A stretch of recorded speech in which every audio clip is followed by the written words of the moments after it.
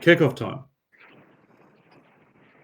So, last we left off back in the Karnath plains, leading their way up to Vidica, where we have got word that Josu is plotting something. He's got there, that's the head of Jarosco and the House of Jarosco there. This Josu character that has been a kind of secondary thorn in the side, but at the same time, still an equal threat. There are some personal connections, there are some moral connections, and basically at the end of the day, we need to get rid of him. Heading on the lightning rail up to Fort Zombie, where we had heard that trains were being stopped, there was almost a blockade that had started, definitely not legal or allowed by anyone, and you were tasked to investigate from Puck's house, but also know that you need to go and cut the head off the snake at the end. Arriving in Fort Zombie, the train was stopped, and you guys made the decision to start a fire and a distraction to get out of there, hopefully unseen, which worked for the most part. Got out of there, didn't really raise a lot of suspicion around you, but there was a party that followed, which we encountered later on. Molokov did a brief flyover the fort, seeing that, and along with, I think it was Hera's perception check, that it didn't seem alive. It seemed very cold and dead in there, but there was movement. A lot of Warforged soldiers, not hiding their appearance, metal being shown. Looked like there were a few buildings, not sure what was kept in them, and a couple of artillery pieces, not sure whether they were working or not, around the fort as well. Getting on the road, you decided to follow the lightning rail as close as possible, whilst also keeping your distance from it, just in case of any pursuers or people coming down from Vidica as well. Just before resting for the night, I think the idea was to travel through the night, but we encountered a Gorgon, a large robotic bull, not a Gorgon like Medusa, Michael. Always throws me that they named it the same thing. I know the D&D Gorgon. I think is Medusa a Gorgon with an A on the end? A Gorgon? Or is it Gorgon with an O? I don't know.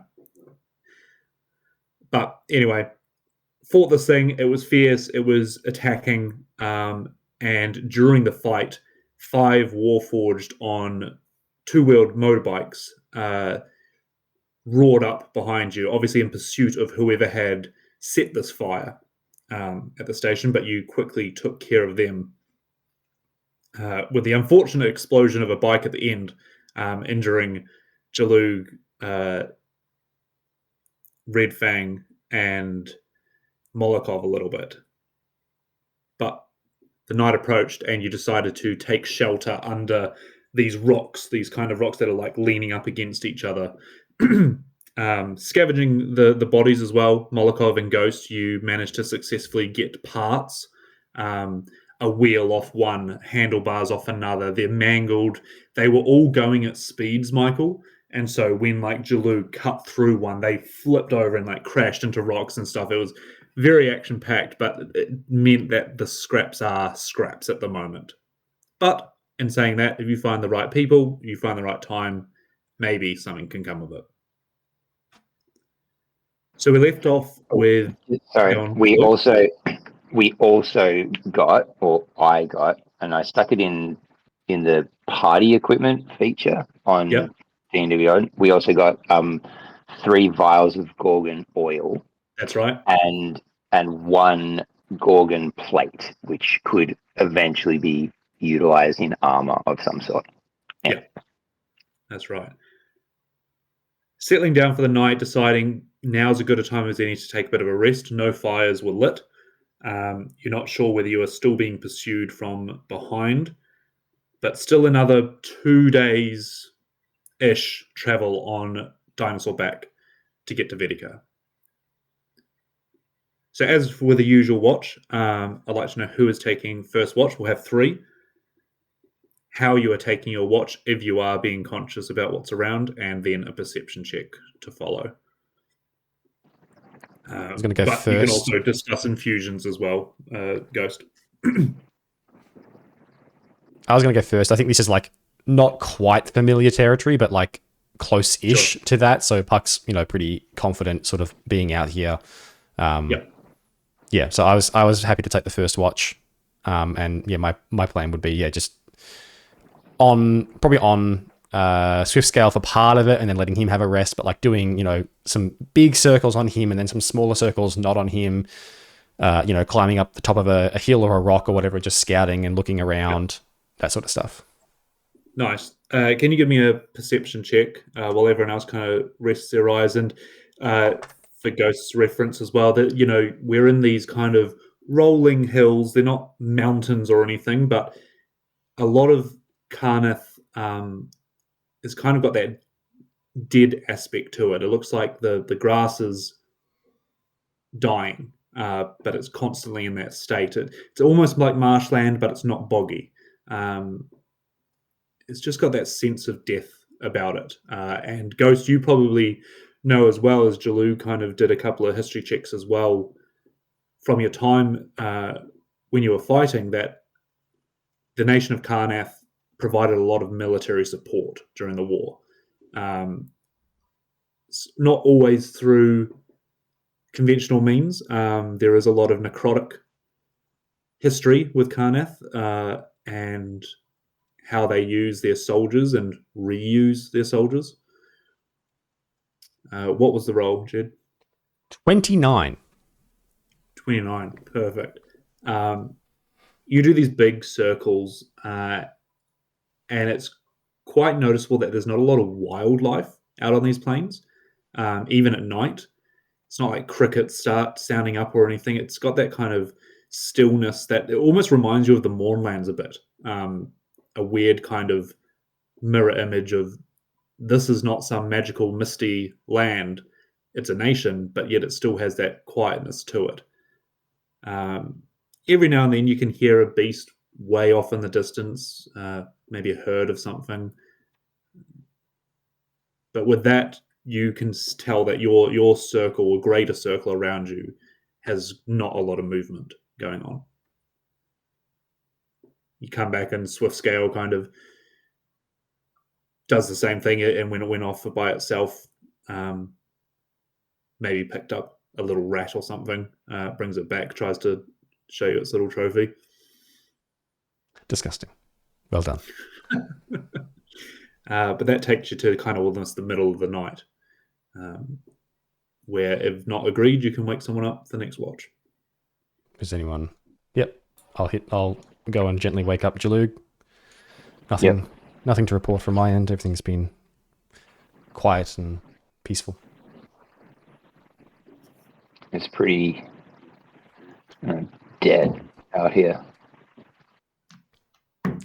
More than I would have expected, but I mean, hopefully that means that any sound that does happen carries and we get an early warning. Yeah. I'll keep my eyes open. You just hear from Ghost. They're just asleep. Sound carried a long way. Just the sound, hopefully. Yeah. So what are you doing for your watch? I need to look to Red Fang, who got a bit cut and bruised up, as well as my watch. But like he got, she, I don't know, haven't checked. Got copped that explosion of the motorbike. So, I guess I'm not gonna. Let's see. I'm gonna roll d6 plus or minus plus 4 will be female. It's male.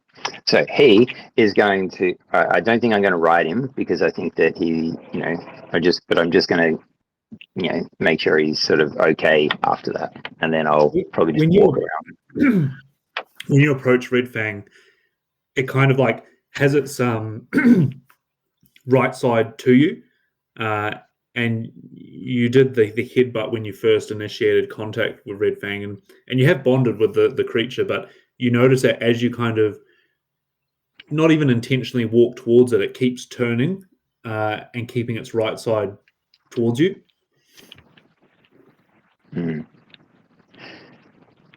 I'll come up and I don't know, maybe offer it some of the some of the food that we've got, maybe some meat that's not super too dry, and just try and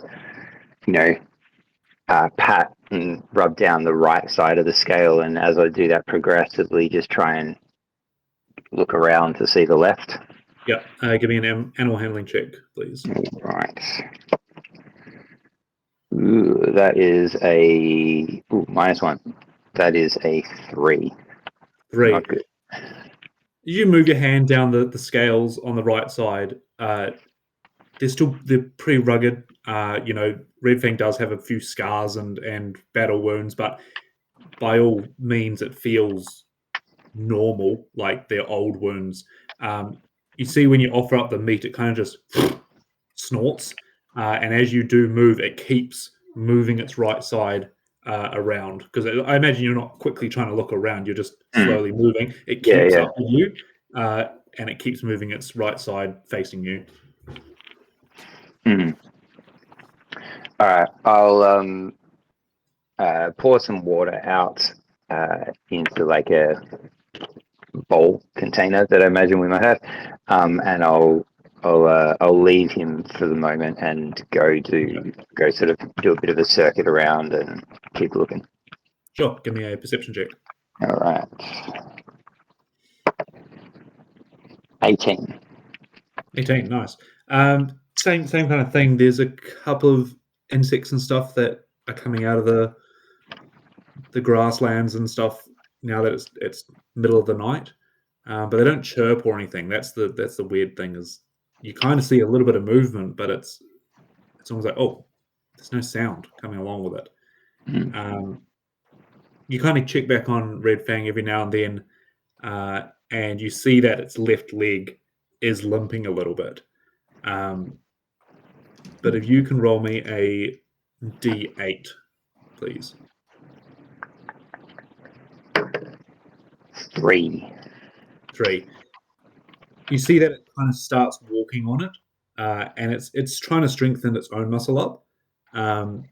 But you can tell that unless you do anything specifically, Red Fang will only heal 3 hit points tonight. Yeah. I would like to see if I can use a potion of healing on Red Fang, because I feel bad because I copped a hit, but not too bad, and I imagine with that explosion it didn't seem as bad, and obviously now seeing it, it's because Red Fang bore most of the brunt of that. So I'm going to try maybe adding it in with, not going to shove it down the throat, but like adding it into the water or something like that to try and over the course of the evening let him drink up the water. So I reckon, give me, I know you're not being stealthy about it, but give me a sleight of hand check, just to not like pour the whole thing into the water. Ooh, not bad. That is a +1. That is a 17. Nice. That's plenty enough. You put a little bit in the water, maybe sit next to Red Fang and don't try and investigate that left side, and kind of leave him to. He's putting up a show. He's putting up a I'm fine kind of look. But every now and then you do pour a little bit of that potion, and you'll use the whole potion. Yep. And Red Fang will heal completely tonight. Cool. Great. I will remove one of my potions of healing. And that brings us to the end of your watch. Awesome. I'll look over and see people asleep. Yeah. And drool just coming out the side. Maybe one of them's like chasing something and, running kind of thing. So let's see. One. I'm going to wake up Hera. Nice. You go over. Here you get shaken awake. Well, Yeah, I attempt to be gentle, but maybe it was not super gentle. I meant like the thing on the shoulder, you know, like the little. Just do that cat thing when they get started and just sort of start bashing you on the head.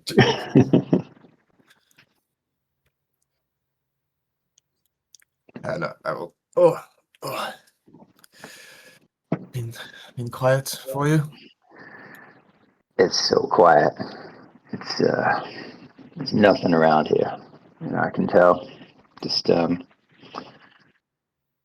keep an eye on the dinosaurs as well. Just make sure they're okay. Okay. I probably will wander over. I guess we've probably got the dinosaurs all in the same sort of area. Mm-hmm.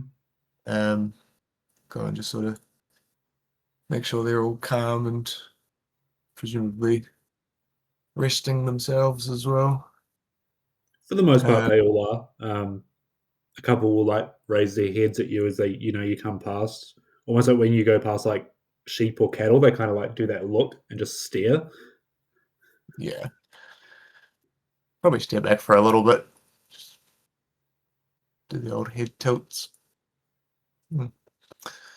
I might actually, since I seem to get along with mine pretty well, I might just go up to my own and run the hand along the back and hop up on it just to get like a little bit more vantage, a little bit more visibility over maybe some of the rolling hills.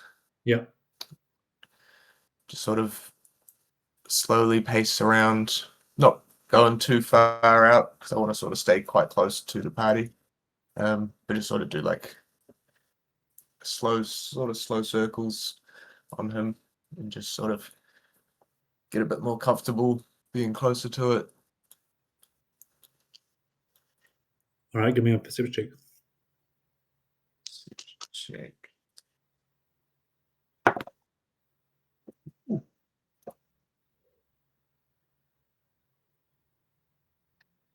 23.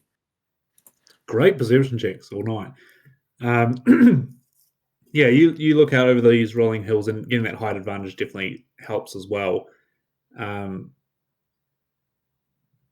don't really notice anything moving, but you can it's almost that imagination kind of takes over, that you can see these rolling hills crawling with soldiers back in the day.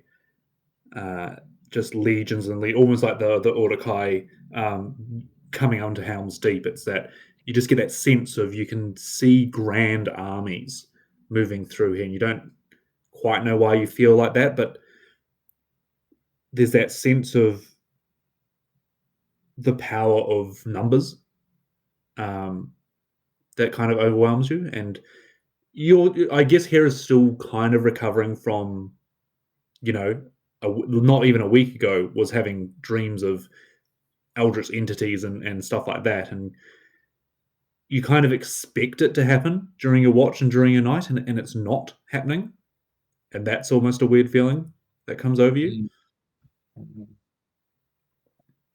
Like there's been something removed from me almost. Yeah, not even removed, but like it's like missing something that wasn't there.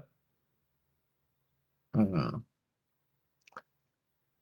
Yeah, get a little shake up the spine at that thought. Just sort of not really, I guess, realizing how little I comprehended of the whole scenario is.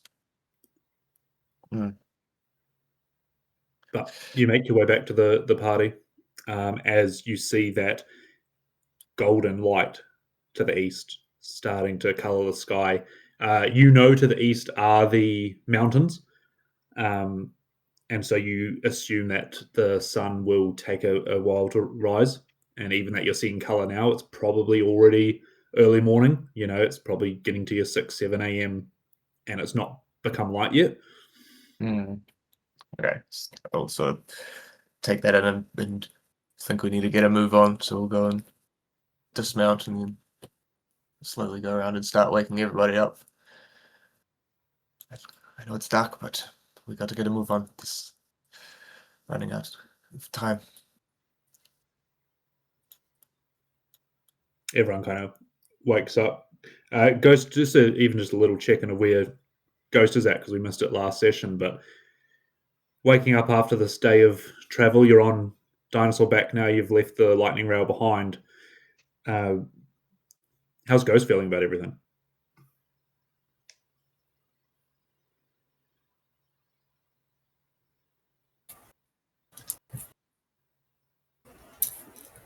I don't remember where we left off, what the attitude was when we left off, because I didn't write a little paragraph of where we're at in the moment. The sense we got last week was we've had a rest, we've stopped, we've been able to breathe, but there's that one more thing to do, and everyone is aware of the party around them, and they've grown closer through what happened in the Mournlands, and as weird as it was done.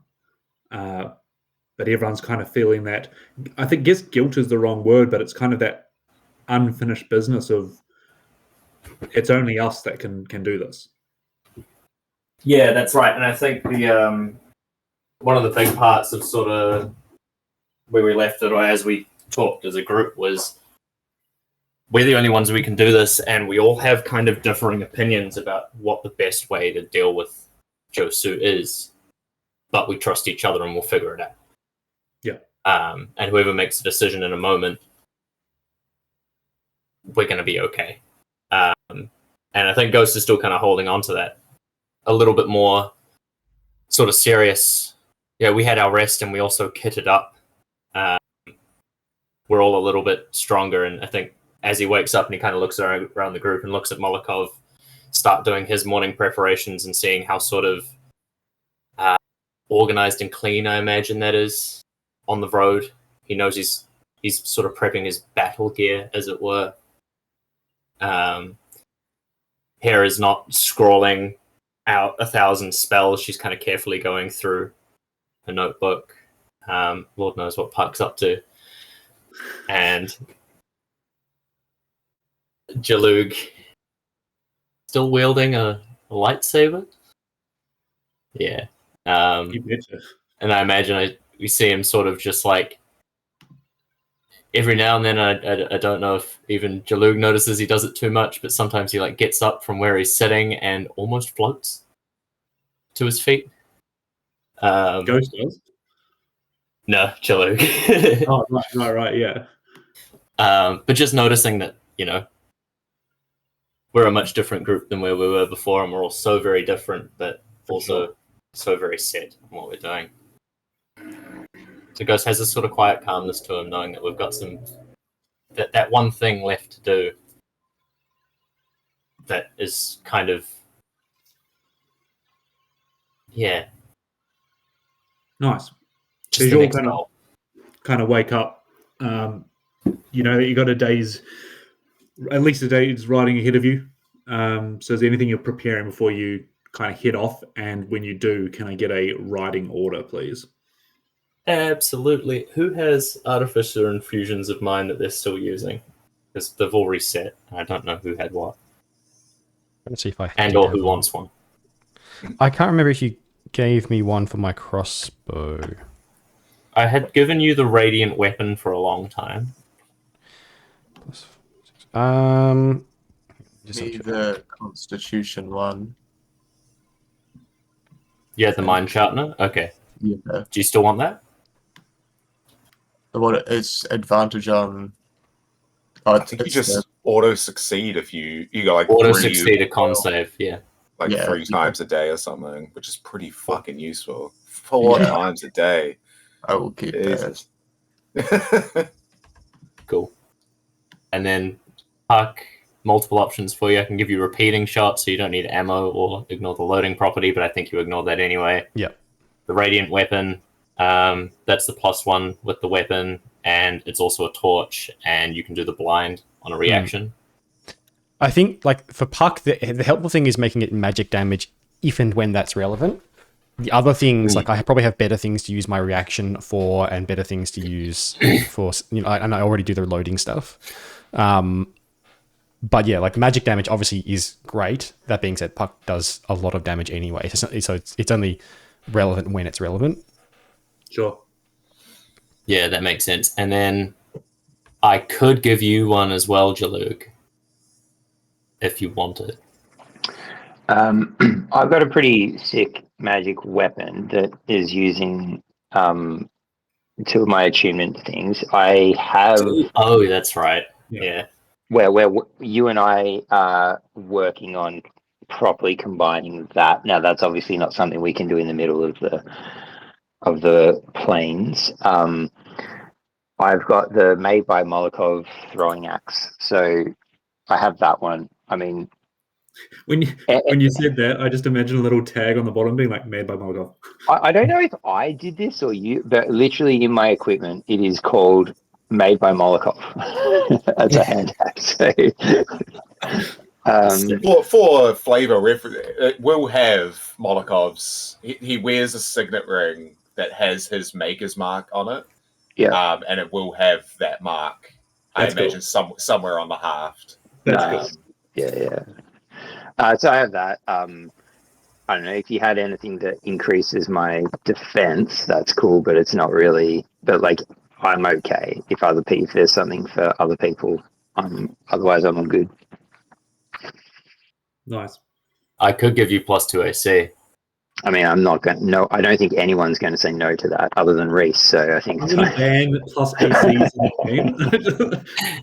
I've got I'll just go up to 26, eh?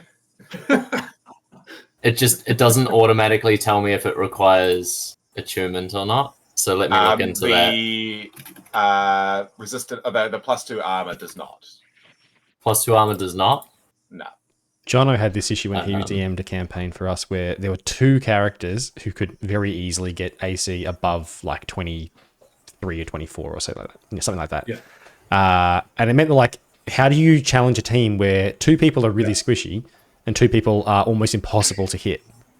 Exactly. Because you can't just be like, everyone's got +10 to hit, because then the other guys are just getting absolutely creamed. The other guys just got destroyed. Yeah, any time that any combat went against them, and it's fine because like one of them was a Blade Singer Wizard, and it's like a legitimate build, and he was preparing around that, and if you say, oh, but you can't do that, then that class is like, that's the whole point of that class.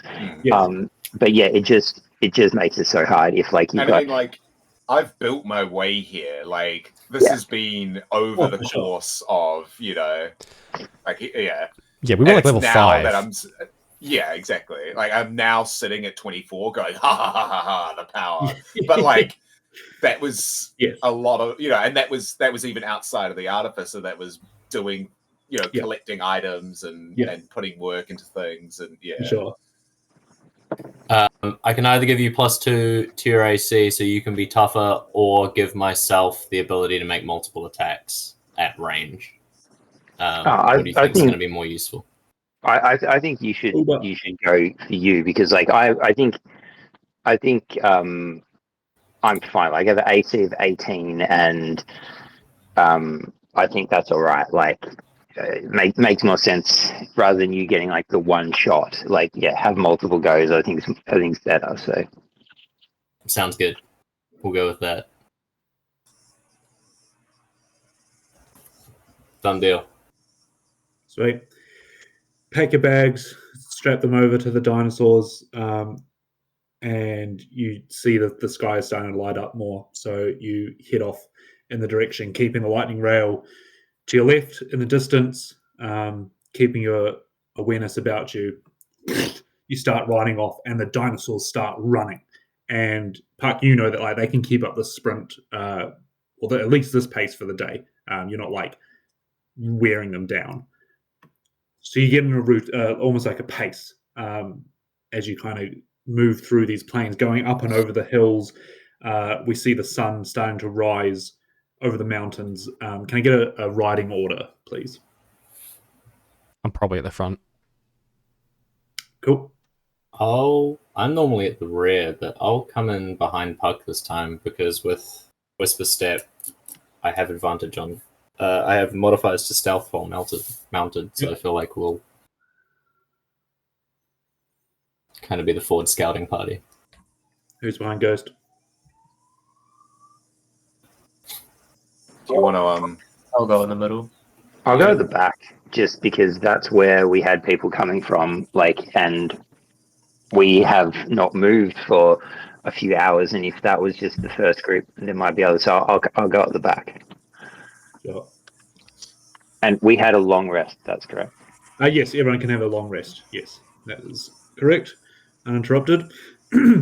as we sort of head out as well, sort of second to the back there, I'll sort of have a quick word with Kaida and ask him to sort of head out, and as we sort of just fly, a little bit behind us in the air and just keep doing circles it's just to watch our backs, see if he can give us an early warning if something's. He's specifically looking behind to see if there's something coming towards us. Okay, give me a perception check from Kaida. Cool. Let me quickly bring up Pseudo Dragon stats.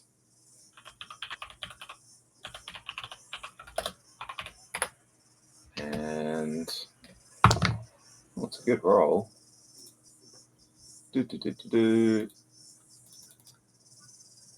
What's your wisdom?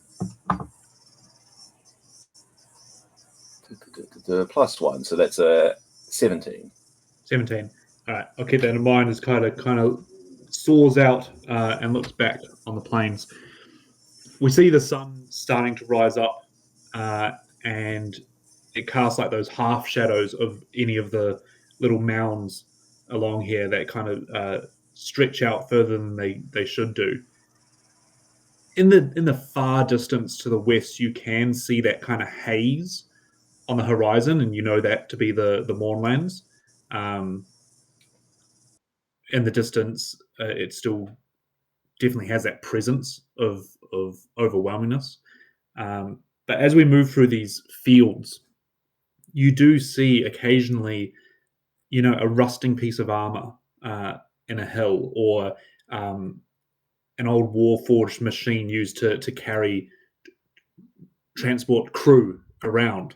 But it is only like two sides of the vehicle that have got moss and grass moving over them, that you guys get the sense that you're riding through battlefields that were fought by hundreds, if not thousands, of soldiers on either side. You carry on for about an hour before you come to more paths starting to be created. Roads that might have been not made but used by armies and soldiers, and you start to kind of naturally follow along the paths around the mounds and such like that. Kaida does not call out on anything that comes from behind you, but Puck, can you give me a perception check at the front? Either with advantage or Ghost, you can make one as well.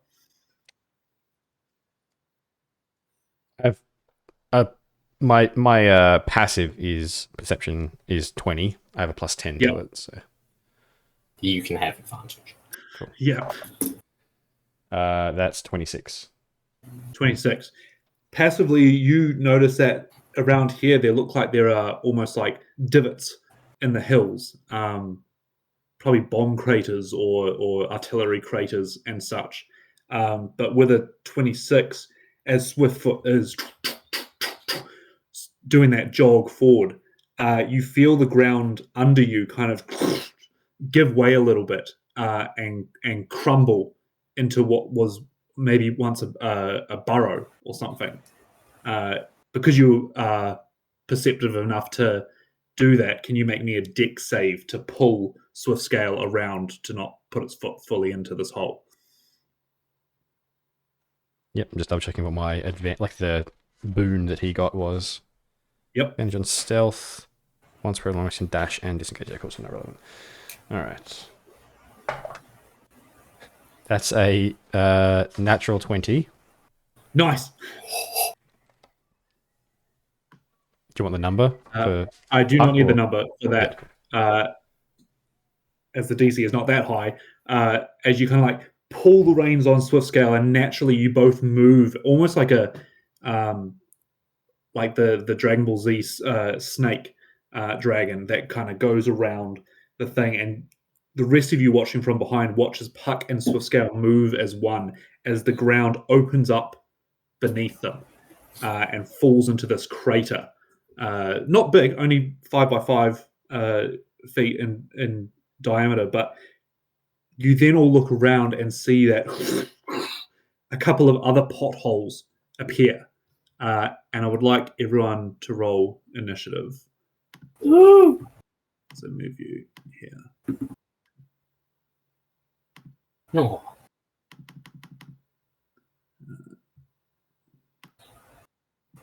It's pretty good for me.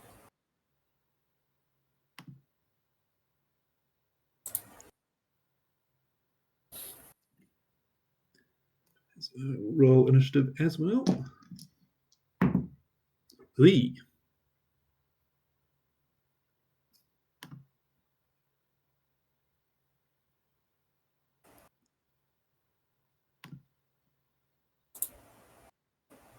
Here, what did you get?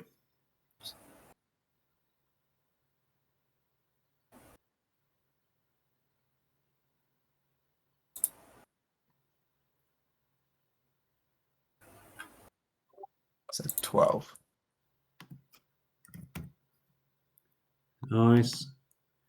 Oh my goodness, Puck. What's going on? You missed the 2 at the front of your 216 initiative. Because 16's so bad. I rolled an 11. Cool. To be fair, he has just acted, essentially. He has just reacted as well, yes. So you pull Swift Scale out and you see this ground kind of disappear next to you, and as it does, like it goes down into the earth. Like a serious hole is just formed, and you see other holes around you appearing. Now's the fun part. Ghost, you're first. There are just holes in the ground. Oh, wait. Am I muted? No. Cool. Okay. Can I have Envy on screen, please? Should be in the bottom corner. Along with all your dinosaurs. Dragons. Oh, look at that! So you are all on the back of your dinosaurs, obviously. So you can use their movement and such. You can instruct them to use a bonus action to do a claw attack or whatever. But you also do have Envy. Would Envy be deployed, do you reckon? Yep. So her movement speed keeps up with the dinosaurs, so she would have been traveling with us. Yep. Just knowing the situation we're in too, we're traveling, we're not... Any danger is going to come to us. So she would have been out and about because she's noisy. But I think I'll myself sort of break off around the other direction of this hole as I see Puck take evasive maneuvers and kind of to get Envy sort of following in along Puck's direction. Yeah. But I don't really know what's going on, so I'll just kind of look around and look to the hole that Puck just almost fell in, and see if I can see any danger. Is it a pitfall trap? It's probably what I'm thinking at the moment. Something left from the old war. Oh, shit. Hold on, trying to do too many things at once. Give me a perception check then. Oh, off to a start. Nat 20, 21. Nice. You are looking at these holes and you see that they fall into the ground, but that is because something is tunneled under them and kind of eroded away any earth that was supporting them. That's why it's fallen in. You feel like something is burrowing. Ooh. How wide is the burrow? With that roll, you can see that it is a large creature. Fantastic. Oh shit! Something's beneath us. Watch your step. And I'll pull out Valence from behind my back, kind of one arm on the reins, and that's what I got, really. Yep. Nice. As you say, oh shit, something's beneath us. From the 3 holes that appeared around you, earth erupts out as kind of grey, almost like muscle-like, rock-like skin pops out as, if you were not mistaken, you would imagine them as sharks cruising through land as 3 bullets smash up from the ground, ravenous that prey has walked into their area as they all 3 of them pop up. And what will happen is I will give one a turn so I can remember.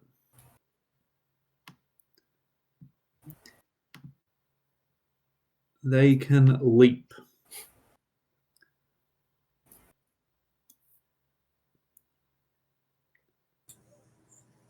God, this is giving me flashbacks to the Baldur's Gate 3 fights. Oh yeah, one of the most annoying mini bosses. 30 feet. You should be able to right click and go send to back. I'll actually put all the dinosaurs at the back. Hold on, let me do that. In case you want them, send to back. There you go. Cool. They can leap 30 feet, which I think is nicely done. Nicely done. So what they'll do is this one's going to leap to here, this one's going to leap to here, and this one's going to leap to here. And as they do, they rear up in the air and they kind of hover over you as they cast that shadow. But you see that their teeth and claws aren't aimed at you as they smash into the ground.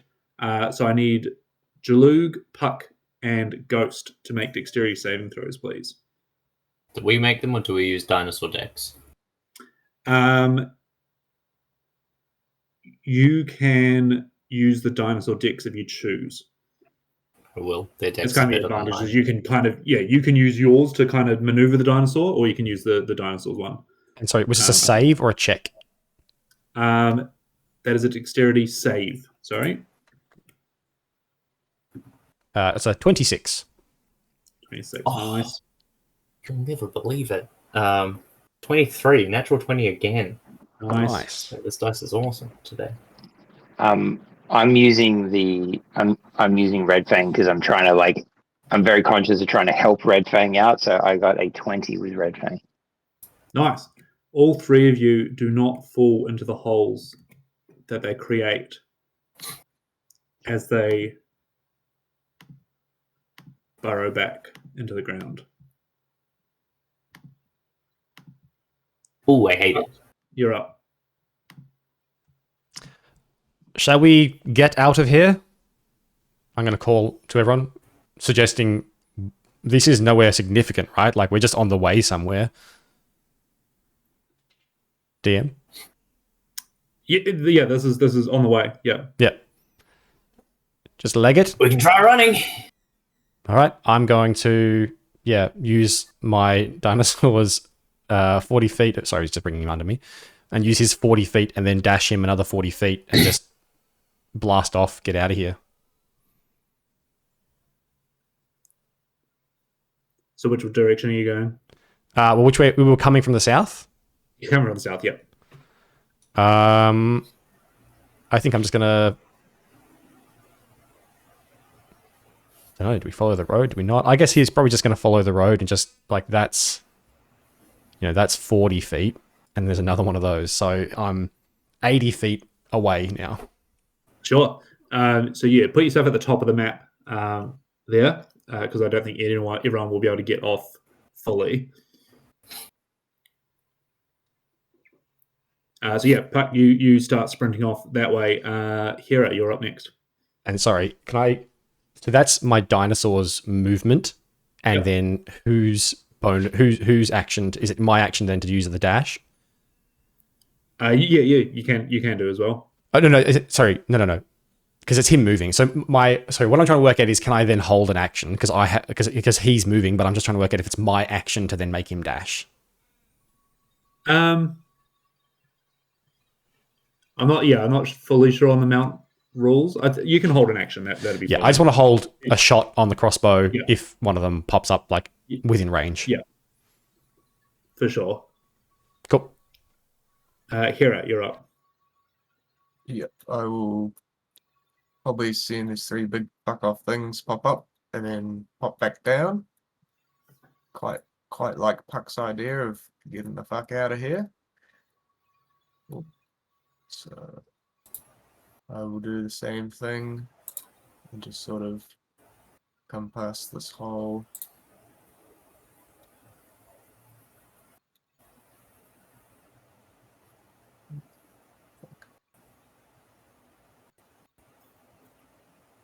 So that's 40 feet to there. And then action dash will get me right to the edge there. Nice. You chase after Puck, narrowly, like going around, navigating around these holes here, and you can feel the earth kind of rumbling underneath you as you move quickly. Molokov.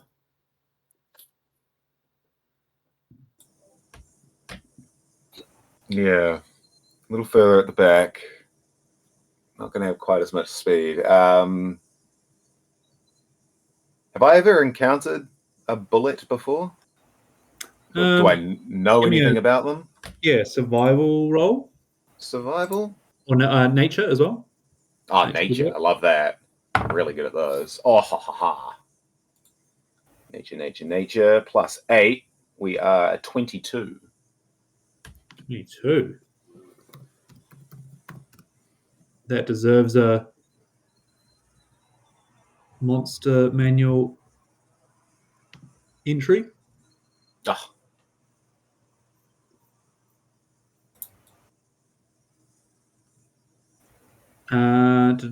They are land shark creatures.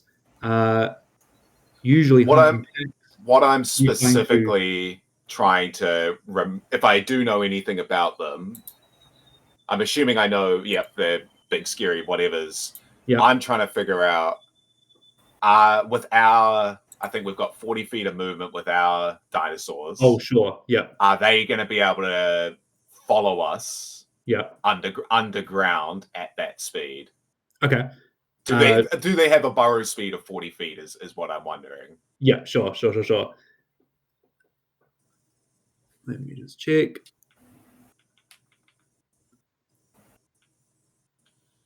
You think if you can get the head start on them, you can outrun them.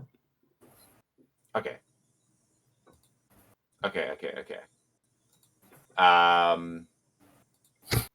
In that case, I still don't like the idea of being on the ground, and so I'll sort of spur Tangleclaw forward a little bit, probably take that 10 feet forward, and then just, all right, after the others, stay with the pack. Give him sort of a slap on the rump, and as the wings spread, and I'll go into the air. Yeah. So I'm going to send Tangleclaw on his, so that was 10 feet there. So I'm going to what I'm hoping is that he'll dash after everyone else, and I'm going to also dash, but I'm going to stay a little bit in the air and probably try and be the last of the pack of our group. Make sure everyone gets out of there.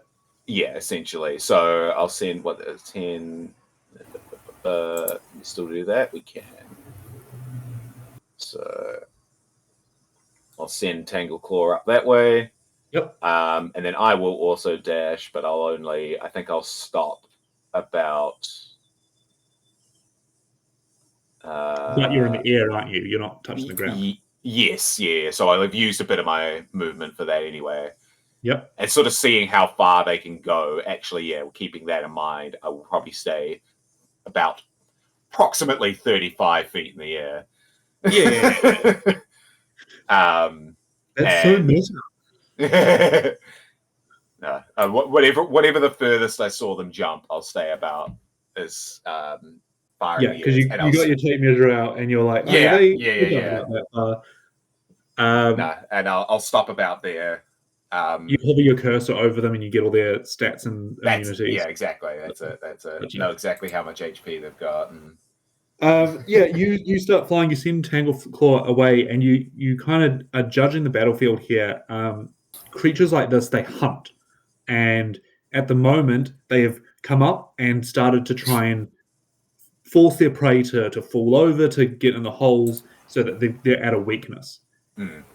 With that survival or that nature roll, like if they come up again, they're going to clock that you've gone that way, and they might start pursuing. They might not, but if you get the head start on them, you could definitely outrun them. Yeah. But if people are going to be left behind, then they will probably hunt them. Yeah. The that's classic, why I'm trying not to go too far. Deer at the back of the away herd from everyone. Yeah. Which brings us to elk at the back of the herd, Jalug. Skittish. You narrowly avoided this hole that got appeared, and so Red Fang is getting its footing, but you guys are okay. All right. Seeing everyone else go, Jalug's going to just start spurring his movement. Oh no, they move 40, don't they? 40. Nice. So I'm going to move on Red Fang, just cut the corner a little bit to like there, I guess. But on the way, I would like to try and pull Whisper Step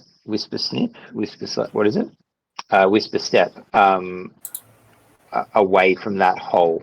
I'd like to try and use my telekinetic movement as I go past, trying to pull Whisper Step with Ghost on it, because not large creature. So it's the same thing of it being willing creature. So yeah, I'm going to say that Whisper Step is not aware that can be willing to a telekinetic pull. So what's the ability you can pull? It just says you can move you can move a willing creature other than yourself up to 30 feet. So I'm very aware that a dumb animal is not going to be necessarily I could potentially do it to my own willingly, but So what I'm going to do is I'm going to get you to roll a charisma check. Yep. And Ghost, I'm going to get you to roll an animal handling check, and try and 19 total. Yeah. Mine is an 18. If it's just straight charisma, that's saving throw. Oh, it's the same thing. Yeah, 18. Yep.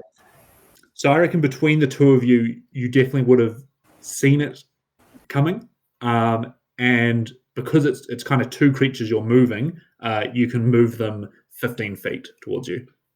Cool. Sweet. As you kind of stop from freaking out, Ghost. Yeah. Imagine I almost guide the reins in the direction that the pull happens, and sure. Yeah.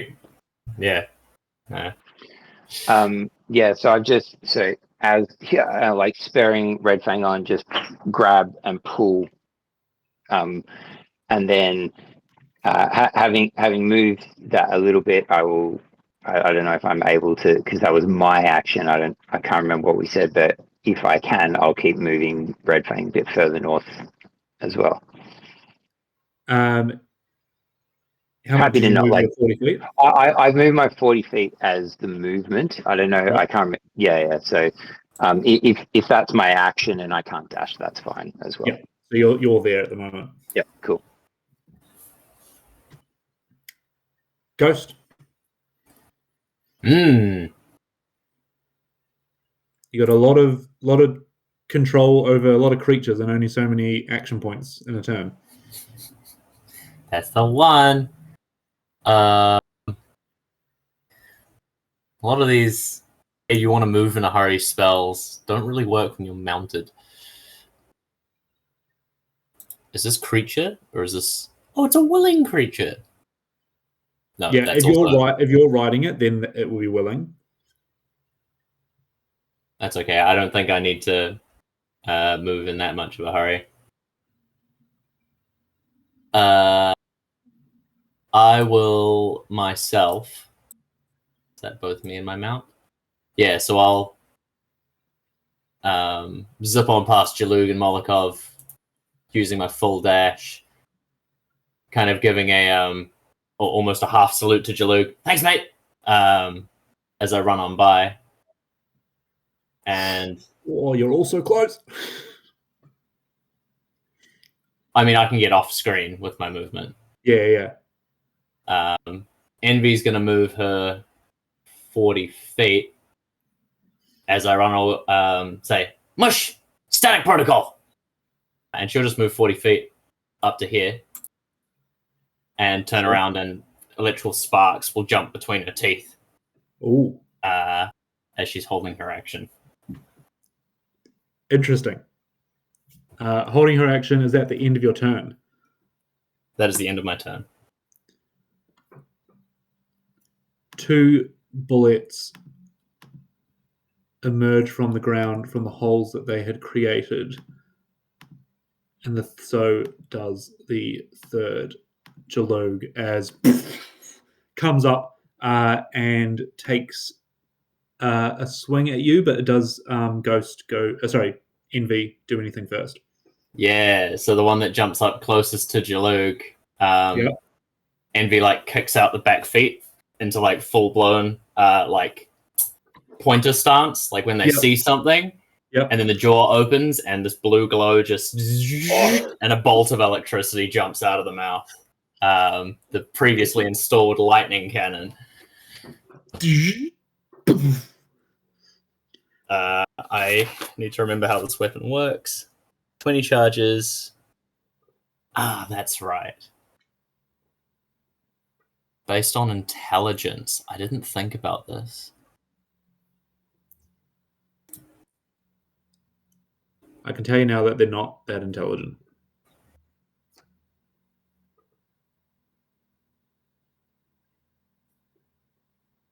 We should have talked through this sooner. So the coil rifle is meant to be used with you can use a number of charges equal to your intelligence modifier. Envy doesn't have a huge intelligence modifier, but I made Envy, and I do. So how many charges can I use at once? What's Envy's intelligence modifier? -3. She's a construct. And what's yours? +7. Okay, so I'll say that's got 4 charges. All right, cool. So yeah, 4 charges. I think that's fair that you've put it on a beast. You set it to go, but it can only go in one direction. Like it can't make a snap decision to switch targets or anything. No, yep, that's the one. I think that's very fair. That is a. How do we do to hit? You My can still attack modifier? As if you were shooting it. Cool. 20 to hit. That definitely hits. Woo. Good damage.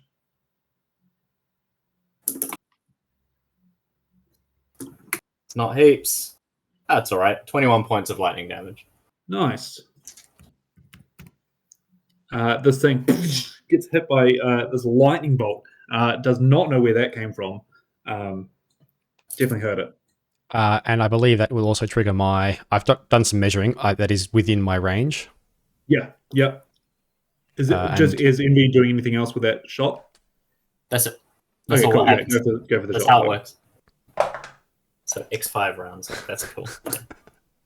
That is a natural 20.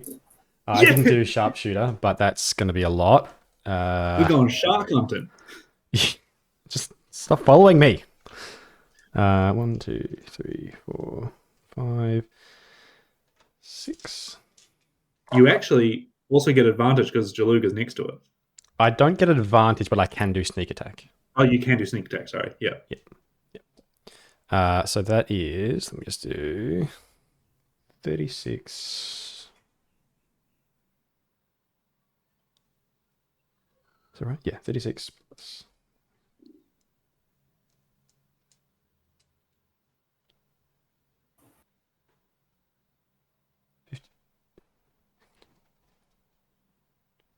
64 points of damage. This thing gets shot by a lightning bolt, and then like there's a little scale, right in the eye. This bolt just goes, Stoop! And it dies. I like to imagine like it jumps out of the hole, and like the second its nose pokes up, it gets zapped, and then it's still going up, and then it like reaches the apex, and then gets shot again, and then it comes down dead. It comes down and just lands right next to that. I'm gonna roll a d20 here. Yeah, you see the other two like burrow back down into the ground, and you feel the tremors getting lighter as they flee at the ferocity that one just got gone.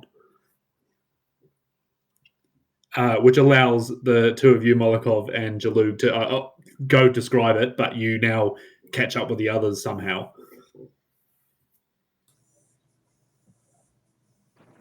I think. There you go.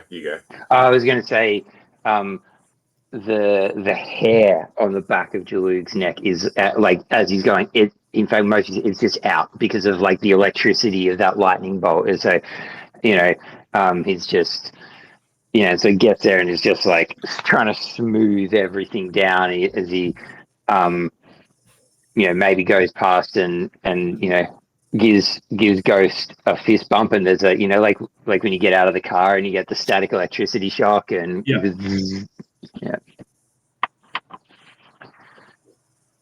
You're muted, Michael. No, I think it runs up the electrical coils wild into the dragon shards. No, I think Molokov was in the air there, fumbling with different inventions, like trying to figure out how he could hold them off while they're running, and then just sees, and this thing just collapse to the ground, and the other two run away, and he sees that, drops back to the ground and remounts. As you kind of like come in for the landing, Kaida kind of like follows you in as like a piloted plane. Go, Jalug, you were going to say something? No, this is Jono just going to say that these are the Boulets are like my favorite D&D monster, and when I was first looking at like, okay, let's play, and I was I'm trying to come up with random encounters.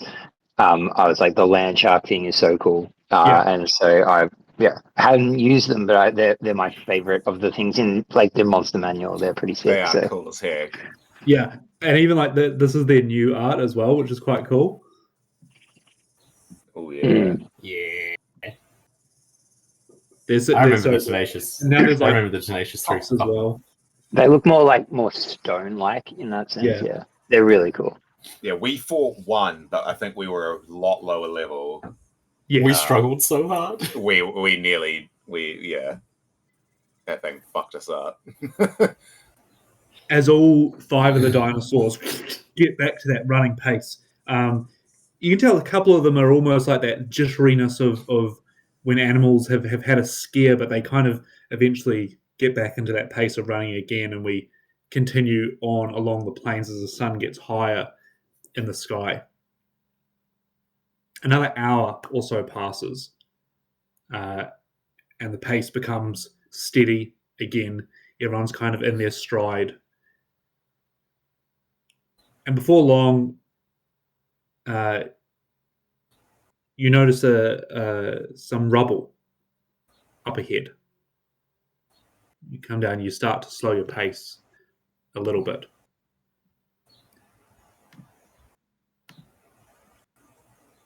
As you approach, you see that you are approaching a small, almost like hamlet that is out on the plains here. And you squint ahead and you see that one tall building in the center almost looks like it's moving in the sunlight until you realize that it's just a slow remnants of a windmill that is not on but still moving in the wind a little bit.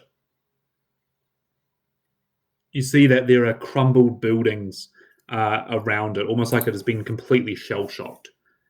And in the center of the town square of the crossroads is a statue of, it looks like a robed scholarly figure, and is holding what looks like a lantern that lights up the town square. Magical kind of yellow greenish energy still of everflame burns within it as you all the dinosaurs kind of come to a bit of a halt as you come here. Sorry, I've lost audio. One moment. Oh. You can't hear us? If he had responded, that would have been funny. But no, I can't actually. Yeah. And assume we're rolling for initiative as we come into this town? No. Everyone make death saving throws. Yeah. No, you're not. You approach, but even Puck, you kind of look around and it's that kind of, you hear the windmill going, you hear the wind kind of blow through some of these stone rubbles, and it's that quiet again. It's that creaking of a town that once was. As you kind of notice that no one is around, give me a perception check.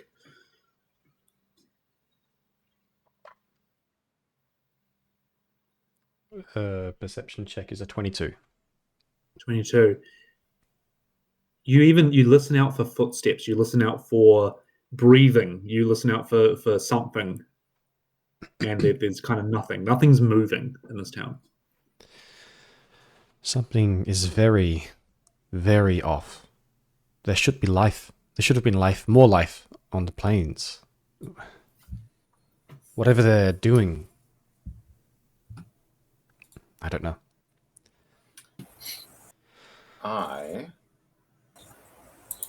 As we get into this creepy ass little town, sort of pull this lantern off its hook, and something he hasn't used in quite some time, will light up his lantern of revealing. Nice. And so, blah, blah, blah, blah, blah. Hood lantern, shitty. Bright light in 30 foot, dim light for additional 30. Invisible creatures and objects are visible as long as they are in the lantern's bright light. So within 30 feet of me, will reveal anything invisible. And that's just sort of as we're coming in, I'll light that up, and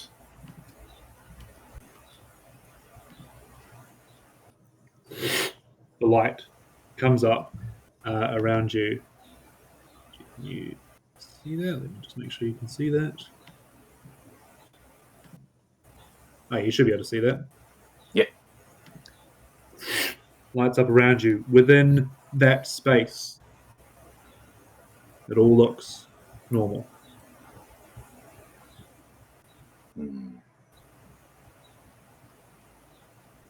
Does this... Sorry, I missed the intro. My headphones dropped. Does this town look recently... You're looking around, and as kind of Parker Molotov has described it, like the windmill is slowly turning, but it's not on. It's just almost in the wind. And there's rubble. It looks like this town is shell-shocked. You can't hear any footsteps. You can't hear any breathing or anything. But, like, was it bombed yesterday or 6 years ago? 6 years ago. Gotcha. But it hasn't been rebuilt, is probably more the thing.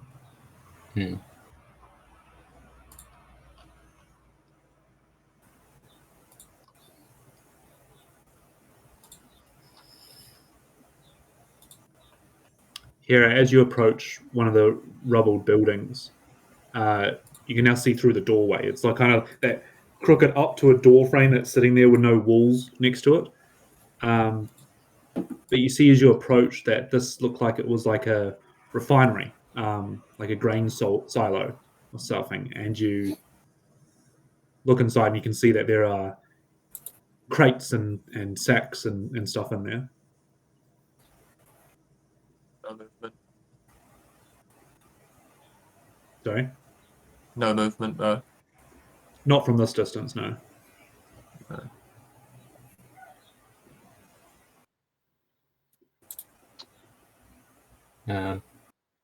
I'll approach this statue in the middle. See if I can find a plaque or... Sure. Give me an investigation check.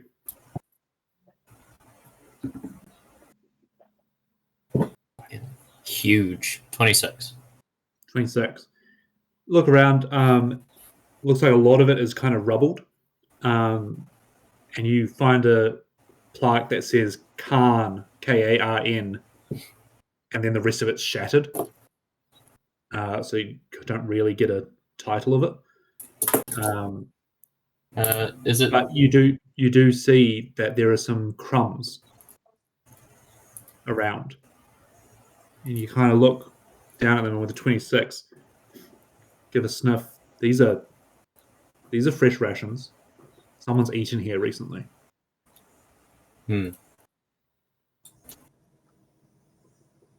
Crumbs is on his jacket, says. No, we're literally following the breadcrumbs that the DM is leaving out for us. Someone was here not long ago.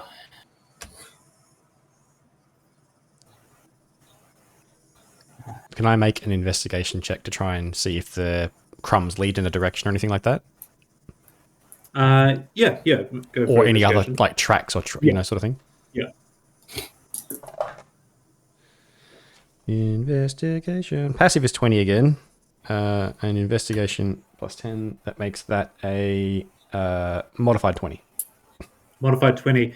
Not necessarily the breadcrumbs, like, the crumbs of the rations lead somewhere. Someone has eaten their meal here, but yeah, there are boot prints.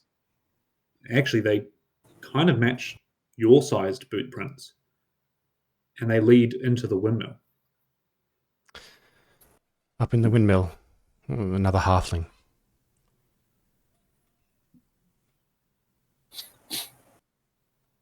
Are they... I'm trying to see if Puck can tell if hey, they're narrow feet, so they're women's feet or anything like that. Anything else? Sure. Yeah, with that role as well, like they're male, similar age to you, give or take a couple of years maybe. Yep. I think they've gone to the windmill. We should Jeez, sorry, there's cockatoos flying around outside our house. You have to roll initiative or what? That was terrifying. They're very pretty, but they don't have a very nice call. Someone up at the windmill. We should approach cautiously, but not sure what's going on. Might just be a traveler. Here is just measuring up to fucking fireball. I was literally going, all right, fireball. Just already aiming it up. It's the perfect size, look. Yeah, it is. No one go in there. Notorious for having all this grain inside them, they'll just go up like a wildfire. Fuck yeah. I'd like to, using my grapple hook and jumping and stuff, I want to like jump up over onto this here and sort of see if I can see in or anything like that on the roof. Yeah. Yeah.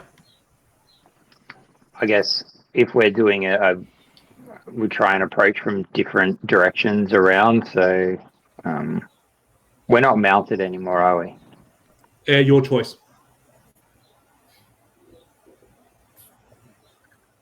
Yeah, I'm going to keep riding and Gives you the opportunity of movement.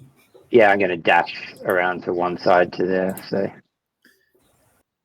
So as you move around the building, I'll let everyone else kind of move in this kind of motion as well before we describe then reveal. I'll sort of work around here and dismount and pull out the cube of force and touch the second face. Create a little barrier around me. Non-living matter can't pass through the barrier. And I'll make my way through the what I imagine is a front entrance of the windmill. Sure. So you approach it as Jalou kind of rounds around to your right. Puck, you grapple hook up onto the roof to the left. Molokov and Hero, what are you doing?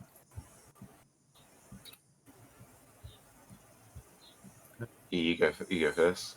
I think I will stay mounted and just sort of sit myself maybe a bit closer to those rocks and just sort of be keeping an eye on Ghost.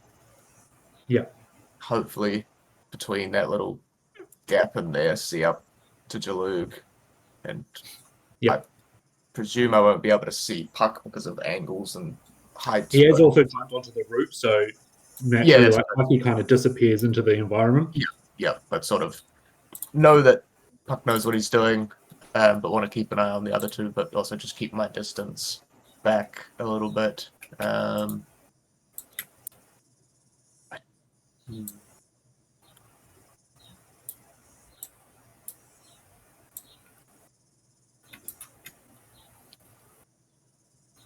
feel like I don't want to hold a spell because I don't know how long.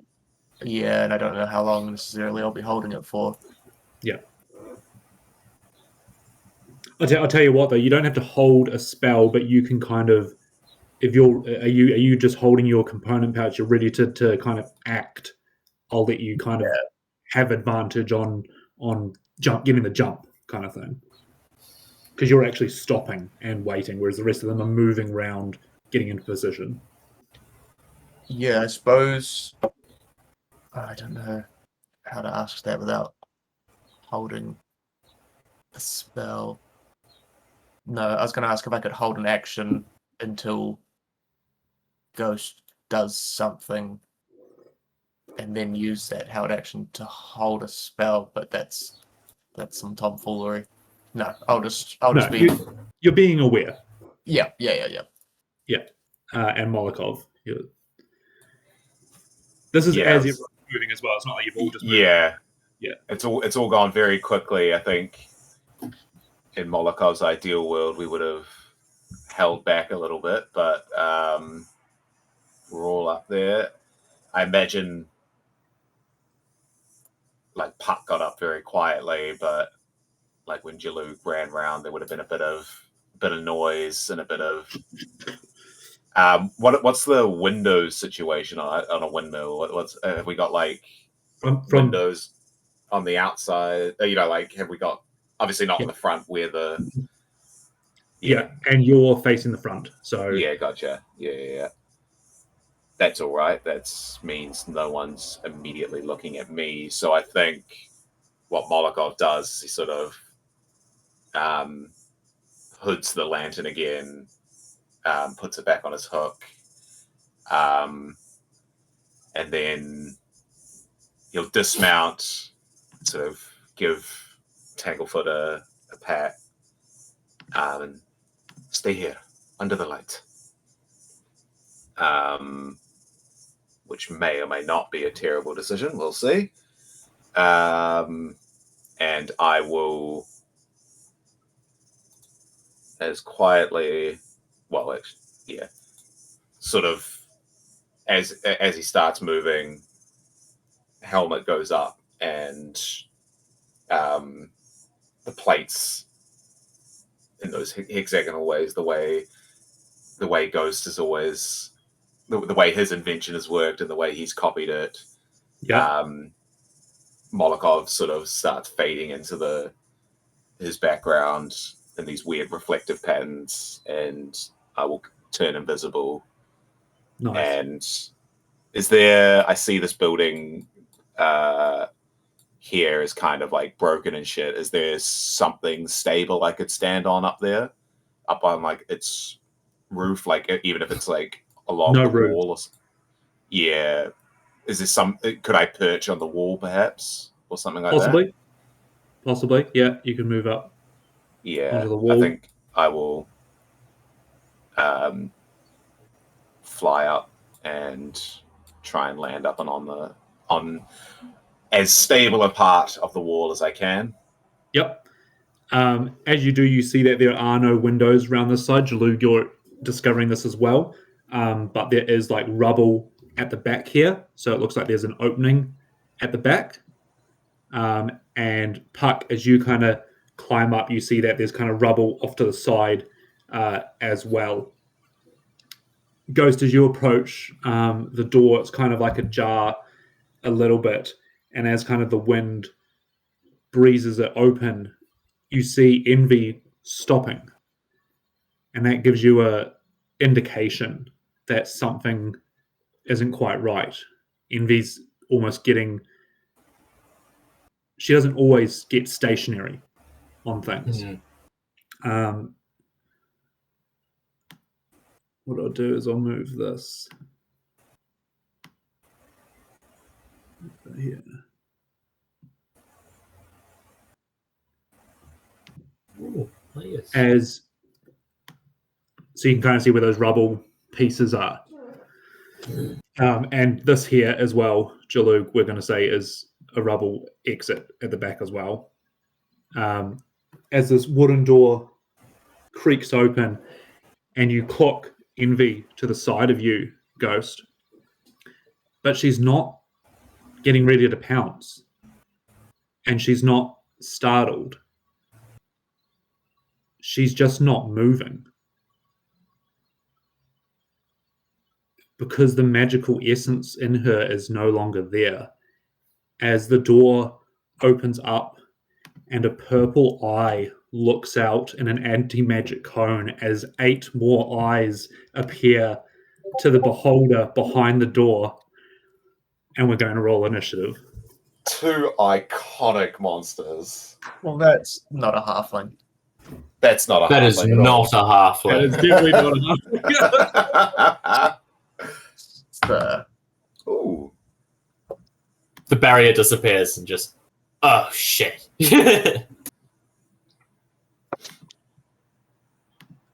Oh, no. I have to change my playlist.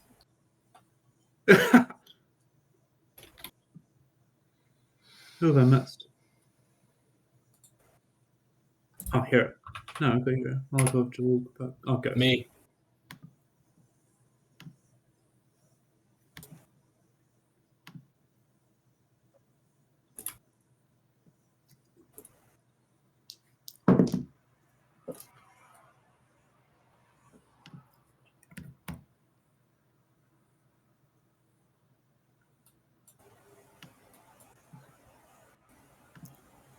Now...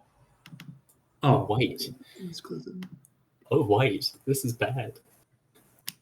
Hira, A little bit, eh? I will give you an advantage roll on that initiative. So roll again and see if you get higher.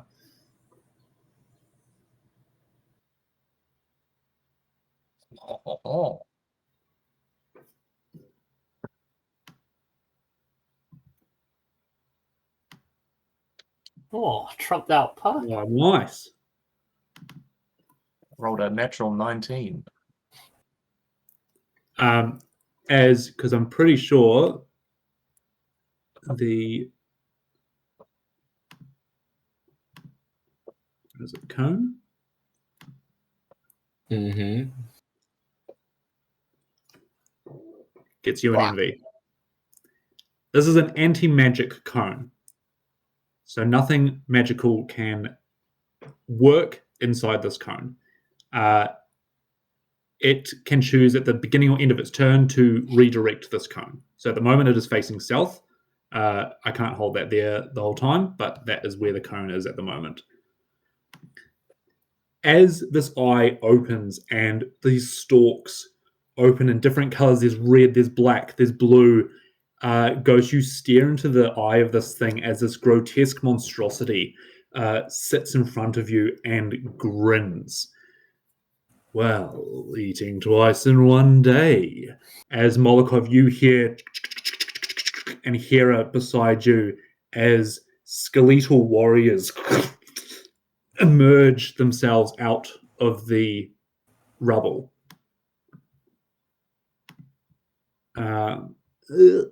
Right there.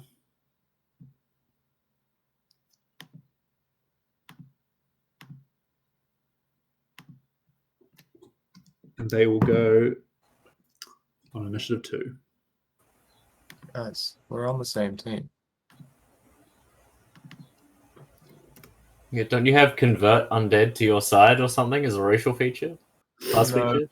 But if I knew that there was bones, I could have right. animated them first.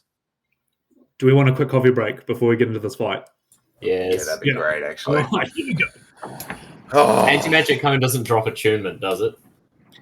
You don't disattune to them, but you just can't use their magical properties. Yeah, understood. My modifiers flies in front and just. Do my modifiers go back because of the dragon shards? They will while you're in the cone, yeah. Cool. And just as a quick, strategic for planning my first turn, I can't see him at all, can I? From where I am. No, so this is the tricky thing with using a map like this. But I can see. All I can see is that they've been halted. And yeah, I'm going to say for argument's sake, this lamp at the back here, that's where your entrance is, Jalug. It's probably like 10 feet wide. There's an entrance over here where the clear rubble is, and then Puck, you're currently on the roof, but you can still enter through that rubble on the side Cool. Copy that. There are skeletal warriors in the rest of the buildings as well. Yeah, I think that was Oh, fuck, that was my main thing of I was way too zoomed in. I was like, yeah, there's 2 in the room. There's only 2 of them. You're right. They fly now? More than 2. Can I see the big boy? I think you can. Do you want to just do a measure?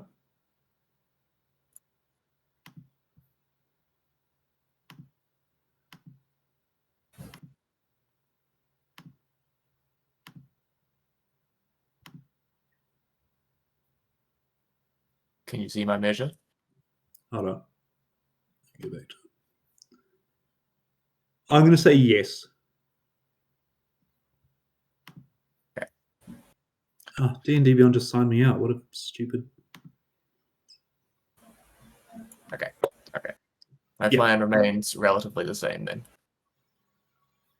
Though through different motives, but that's all right. Okay.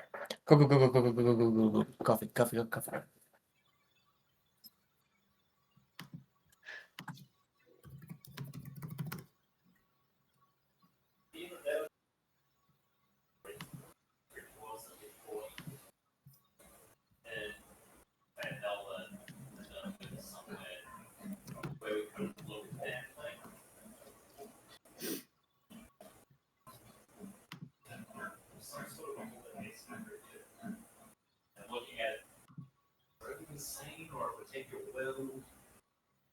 So Rogar ended up blindfolding himself and absolutely destroying it.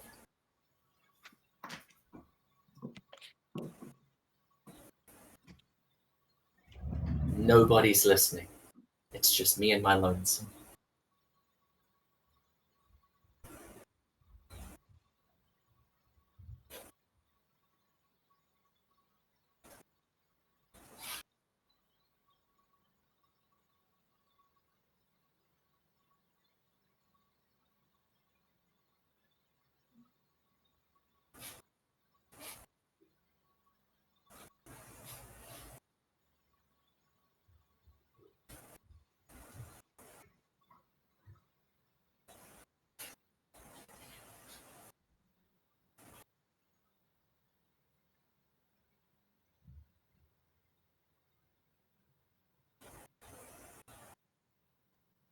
I heard you, Michael.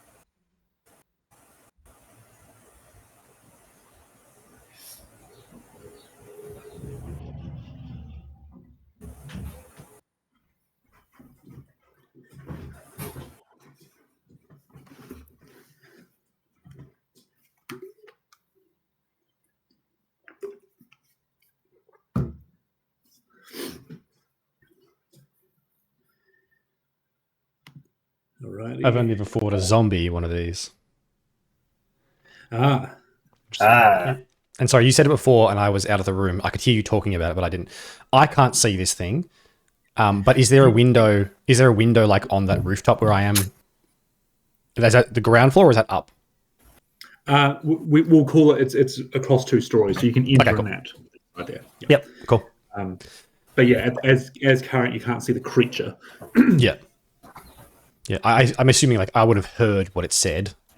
Yes, yes. I'm like, oh crap. Okay, so yeah, all right. I think it actually talks telepathically. Oh no, it's funny. They're meant to be like super intelligent creatures, and they can only speak deep speech and undercommon. And it's like, is it like a 20 intelligence? Well, you didn't need to tell. It might be meta. I wasn't asking for like meta information, but more like.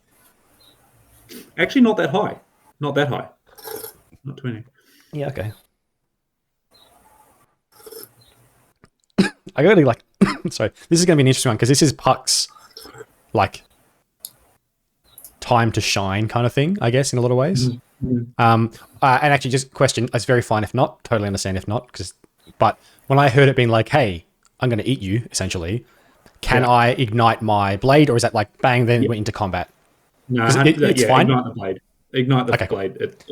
Because you guys were rounding the building to be like something might be in there. You'd definitely be prepared. Yeah, I was imagining like had I had at least like kind of my weapons ready-ish, but surprised you. Yeah. Yeah, cool. I am invisible as well. You are, yes. A little... And you thankfully moved, because otherwise that would have got taken off.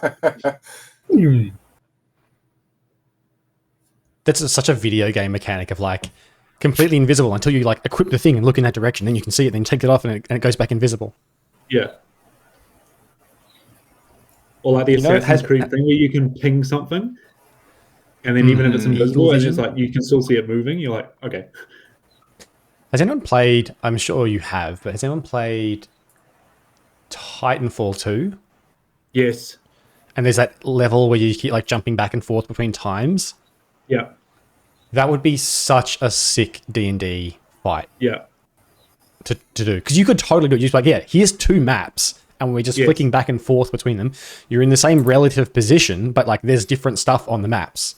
Yes, yes. And so like, hey, you snapped out and the enemies were there, and then we're back in the other map and the enemies are over here now, and they're different enemies because you're in 2 different time zones, or time lines. That's like Split Fiction, the game, where you're doing the same mission, but it's in 2 different time zones or areas or whatever. And I've seen little clips of that. It looks cool. Yeah.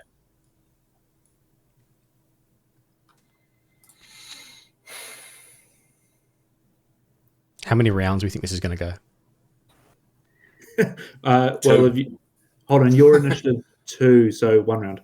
Yeah.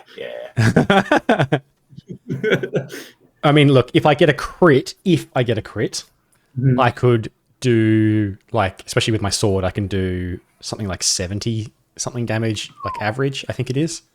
Wow. Yeah, it's pretty stupid. Yeah, it is. Round 1, Puck takes out the beholder. Jalou takes out, I reckon, about 3 or 4 of the skeletons. Hera and I, as usual, sit back and relax. I'll stay invisible and call it a day.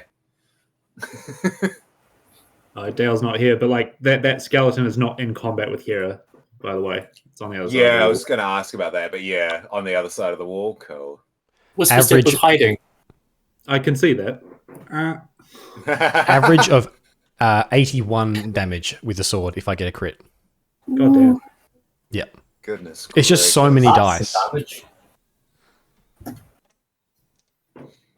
It's like, it's max damage on 8d6 plus 5 for just the regular thing. Yeah. And then all the dice again.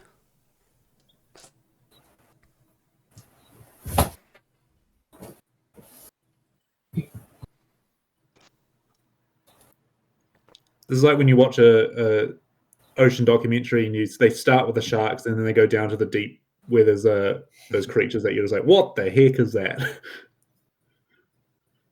Come across a colossal squid. Yeah.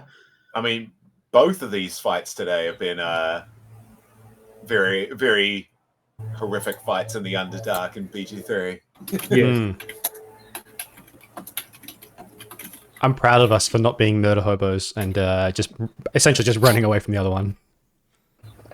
I mean, it makes sense. Like, yeah, there were 3 of them. When it's something that isn't available to hit during our turns, it becomes such a difficult thing to fight. All right. So this thing opens its eyes and grins. Looks like we're eating again. Hera, this thing is hideous. It's a monster. It's a thing that needs to be dealt with. And you see Ghost and Envy just kind of almost start shutting down. You're not sure why. Actually, you know what? Give me an intelligence check first, or an arcana check, to see if you can recognize this anti-magic cone. That's a natural one. No, you don't know. You're focused on the beast rather than the prey, but you are going first. It's not a surprise round. This is going to be your turn, but you're at top of initiative.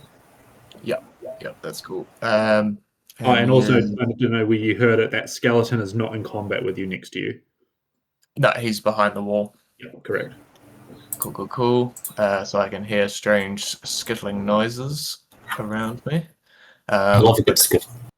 A big fuck off purple thing in the doorway, which is probably going to take my attention. So I will move just a little bit closer. I don't believe I'm in the cone.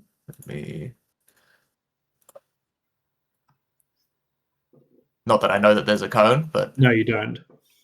But I would just sort of shuffle a bit around that rock, more just for vision into the doorway. Make sure, get myself a little bit closer to get into range. I will pull out.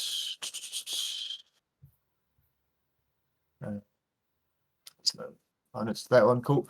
I'll just start whispering and muttering, and my eyes will flash white, and I will try and cast blindness deafness on the creature.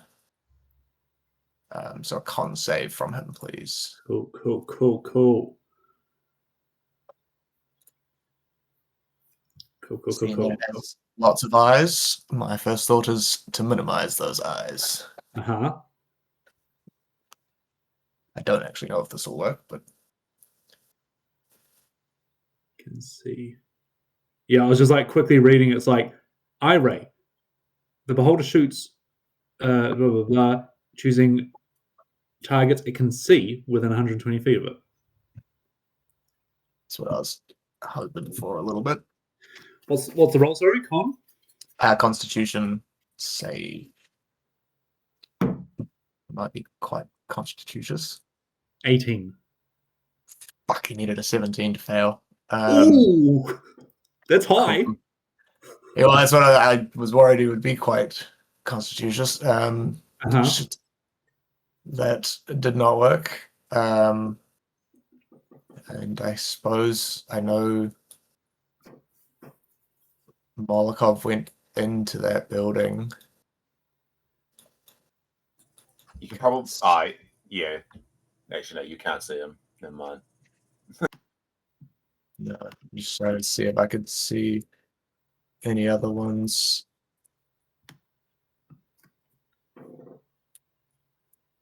I suppose I'll use my little bit of movement to get back to there, sort of seeing that didn't work, pull up. Probably getting... Oh, no, probably will stay mounted. But I'll look up to see Jalug and then see the skeleton behind him and sort of shout out, Jalug, on your 12! But that's all I got. As this thing like rounds the corner, like almost like Jason in the Argonauts skeleton. What's that? Just quickly, Puck, there was a skeleton that was under you. I've just moved it into the building, but it is on the lower floor. Cool. You try and blind this creature, this majestic creature that looks down on anyone that would think that you are above it, and it's going to use one of its legendary actions to shoot an eye ray at you, Hera. Oh. And because I love you guys so much, can you roll me a d10, please? Me. Roll your own fate. That's a 10. As the purple death ray eye looks at you and wants to get rid of you as quickly as possible, as you guys all hear this almost piercing sonic boom come out of this ray, it goes, you see it right in front of you. Can you give me a DC 16 dexterity save, please?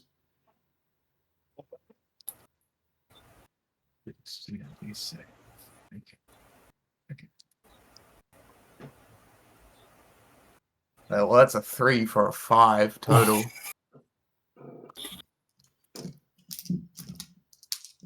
So bad.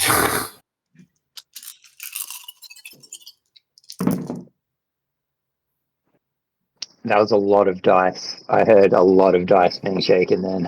My speaker started to fail because of how many dice was being rolled.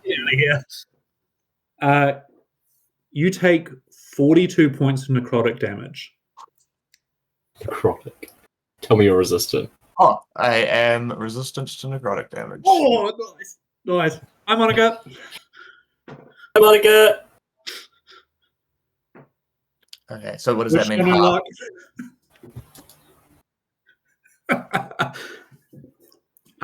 Just that last sentence on this death ray. The target dies if the ray reduces it to 0 hit points.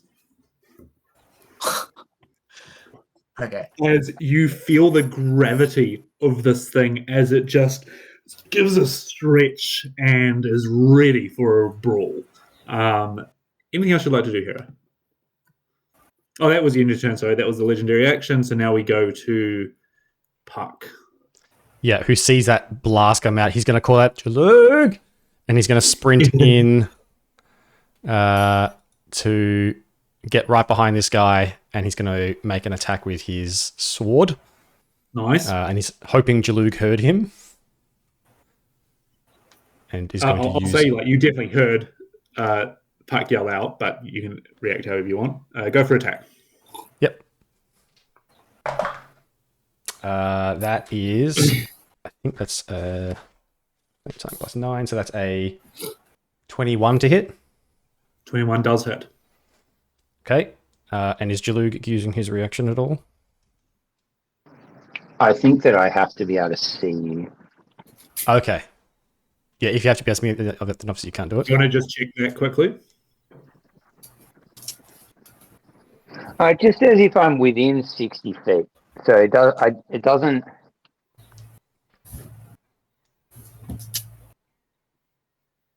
Yeah, it's just if I'm within 60 feet. So it's if I heard you, I guess. Yeah, you hear Puck call out, and you can tell he's running, and so you focus in and be like, he's approaching something.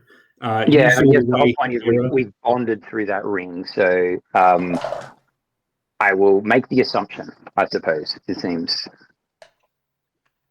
Is that, or I can roll for it if that makes sense. No, you can assume for sure. Do you want to turn it into it's happened before. So yeah, all right, bang. The ring flashes as I feel that. And that was a good move. That's 89 points of damage. Oh, you just like fucking rip the back of this thing up with your flame sword. 89, you said? 89. And I will use my bonus action to use crossbow expert and make a crossbow attack. And I'm going to take sharpshooter on that. Uh-huh. Okay, that's pretty good. That's a -5. Hang on, +10. So a modified 20 to hit. Modified 20 to... yes, that does hit. Sorry. Great. And that's going to be...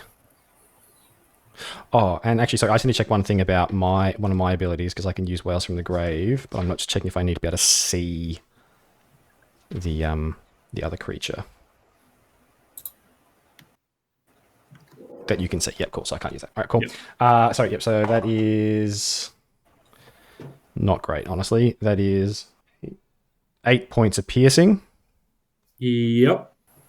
And don't think you need to worry about... It's a weird immunity. I'm not going to say it, but I'll tell you afterwards. Don't worry about damage types for anyone. Okay, cool. Yep. So that's an extra 8 points. So 8 points. Cuts through it. Multiple foes. What a challenge. I turns around. I'm going to use another legendary action at the end of your turn. If that was you done. Yes. Can you roll me a d10, please? 4. As you see this eye slowly turn around to you and just hum out energy towards you. You need to pass a dexterity saving throw, so you think you'll be fine. That's a natural 20 for a 29. Nice. It's 3 nat 20s on different dice this game for me. Through each of the turns. Yep. So you succeed to not be slowed. Great. That is my turn. Big damage. Nice. Yeah. So I did just see a big old blast. Yep. Come out of a doorway, and I could hear what sounds like a menacing voice. But I know Puck's just run in there, and Puck's our single target killer. And so I think he's going to... fuck, we got none of the tanks are there, though.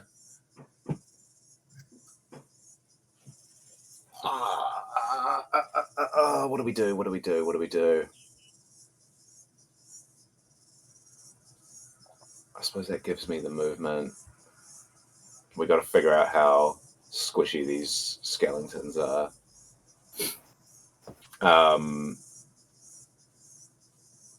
Yep, I think for the moment,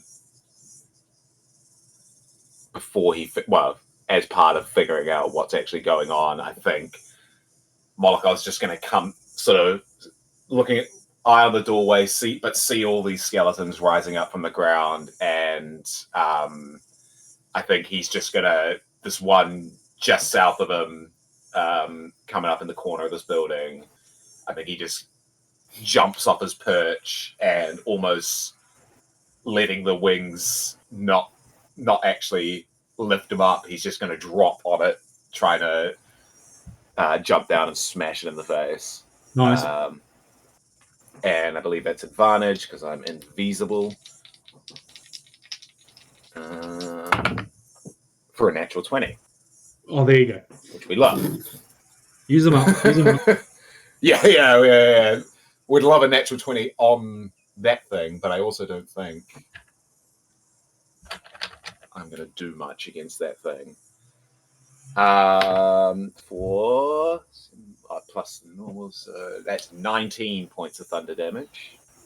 Nice. You come crashing down on the skeleton, and it crumbles completely, just absolutely shatters itself down to the ground.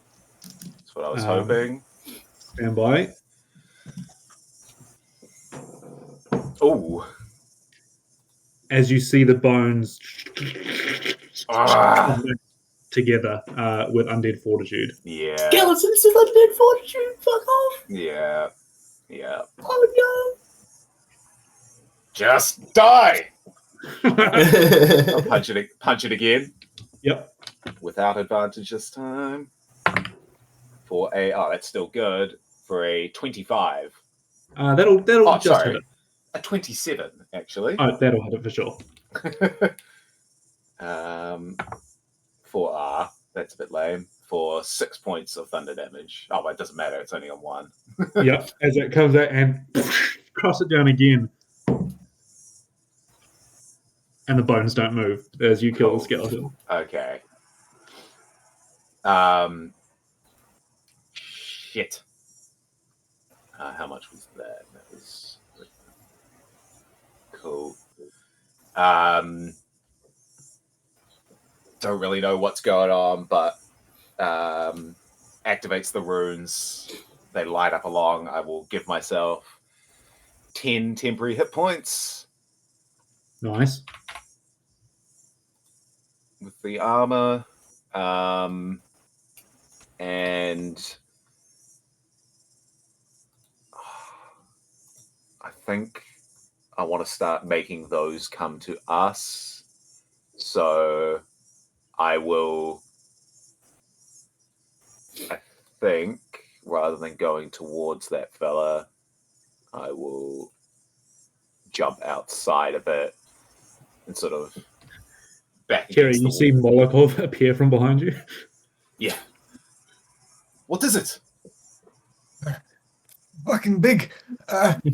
What does Hero look like at the moment? Not great.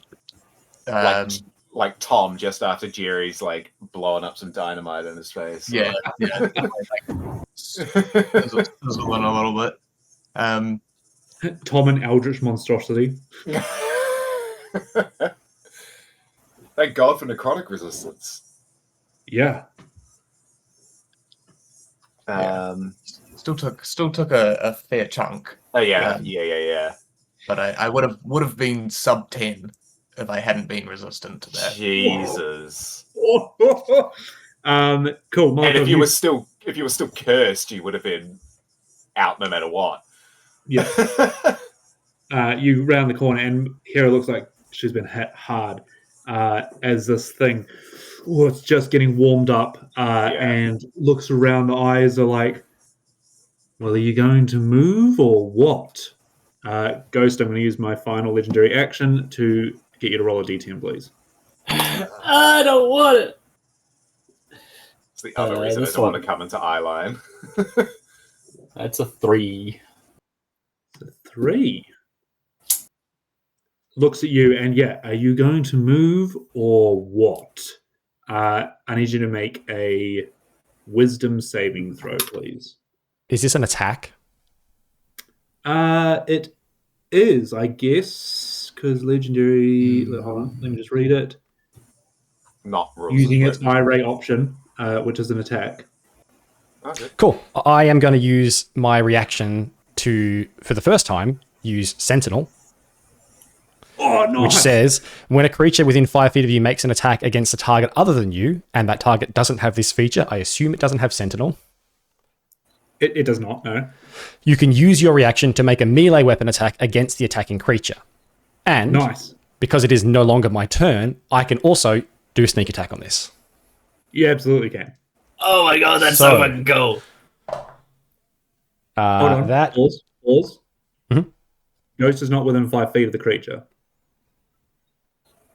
Sorry? Ghost is still 10 feet away from the creature. Oh, okay, cool. Well, I can still make an attack. My apologies. Yeah, that's fine. Go for the attack. Yeah, it's just not sneak attack. That's cool. I'm going to just do it with the sword, so that'll be 2 for that and 1 for that. Someone else get in combat with this bastard. I'd love to. That is 14 points of damage. Nice. As I continue just trying to rip into this thing and pull it apart. Does that stop its attack? No. No. Okay, so you still need to make the wisdom save, Ghost. But nice. You cut a little bit up the back. Your grand expended uses when you finish a long rest. Okay. I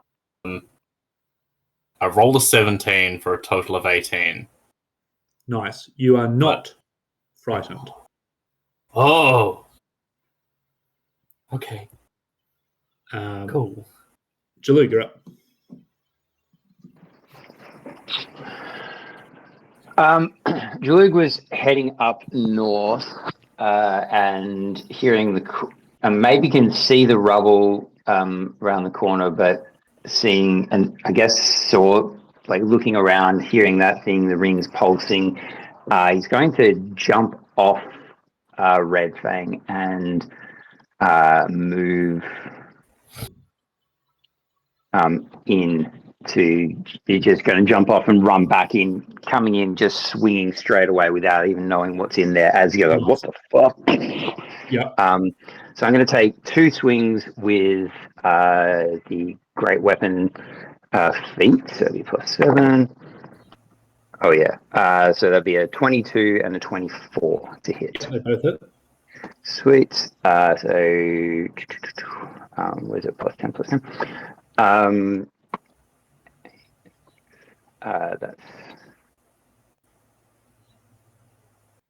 26 plus 24, so 50 points of damage. Nice. On the second one, I want to chuck it. Actually, I think both. He's just going hard. So both I might throw in the telekinetic, the telekinetic strike on both of those.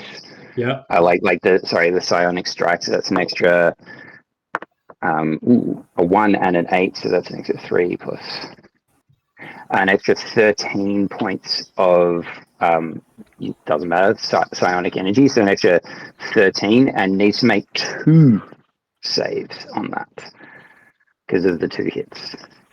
2 saves. What is the save for the movement? It's not, I think it's DC something rubbish. 14, DC 14, strength save. Strength. Cool. That's a 4. Ooh. Target is knocked prone. Now, funny that. Condition immunities. Prone. That's its own immunity. Yeah. Because they float. It makes sense. They float. You can't knock them to the ground. You can hit it, and it does like a full rotation. Then comes back. Spinning around. I'm going to action surge. Go for it. 100%. A natural 20. Oh, get it! And a 19. They 2 seconds. I think they both hit. Yeah, they both hit. Okie doke. All right, I'll do the 19 first. 25 points of damage. Nice. And then the other one you max plus that, so for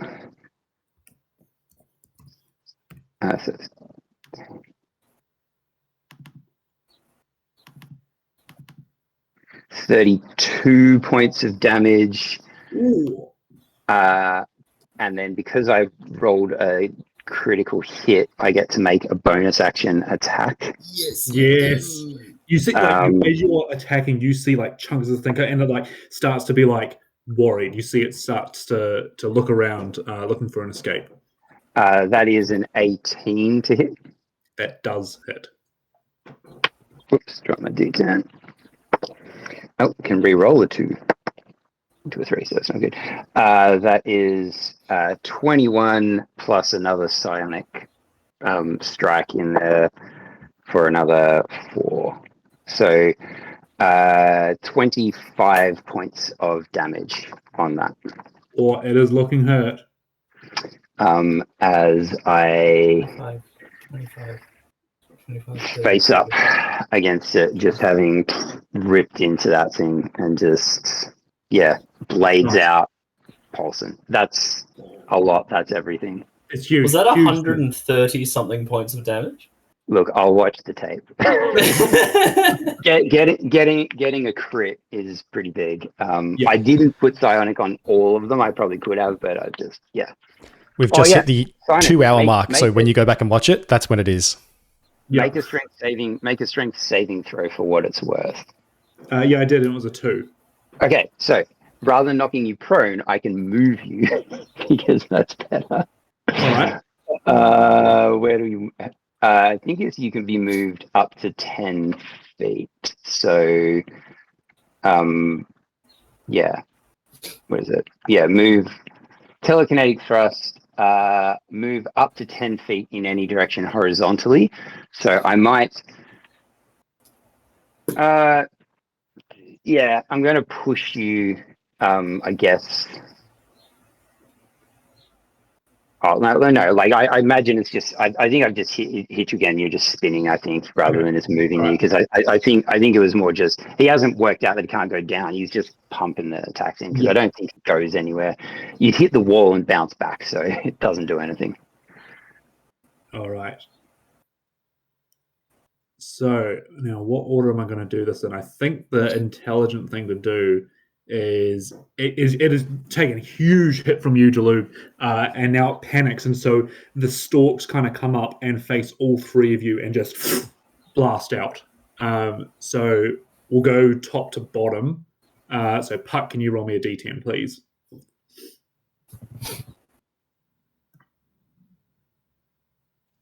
Five.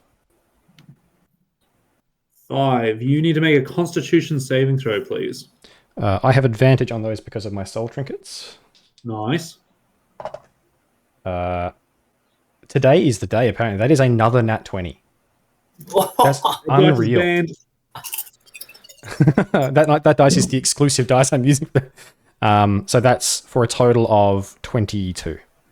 Yeah. So as the innovation ray turns to you, and it's almost like a small wire-thin ray comes out. You take 36 points of necrotic damage, halved because you succeeded the thing. And I've used my opportunity. Yep, cool. So 36 halved, right? Yeah. Jalou, can you roll me a d10, please? 3. 3. As the fear ray comes around to you, and can you make me a wisdom saving throw, please? That is a 10. Yeah, 10. In total? Cool. You are frightened for 1 minute. You can repeat the saving throw at the end of each of your turn. Cool.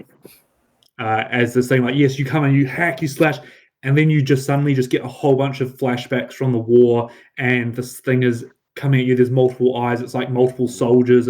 And you just freeze up. And it didn't go down, and I hit it hard, and it's still there. Yeah. Yeah. And then finally, Ghost, can you roll me a d10, please? Got a 6. A 6. As the telekinetic ray focuses in on you, can you give me a strength saving throw, please? Good thing my strength is up at the moment. That's cocked, which is unique. Why is it up at the moment? Because the dragon shards reduce my strength. But That's I'm in the right. anti-magic Yes, cone, good. It comes back up. So not great. It's a 15. Unfortunately, you needed a 16. I can use my Flash of Genius to tuck my leg in behind Envy's, and since she's deactivated, she's just heavyweight on the ground, and I'll add 4 to my strength save. Good. 19 total. You feel yourself starting to lift up as it starts to move you, and then you hook your leg in behind Envy and stay mounted on the ground. What it will then do, unfortunately, it only has 20 feet of movement. So I think even if it moved, it would...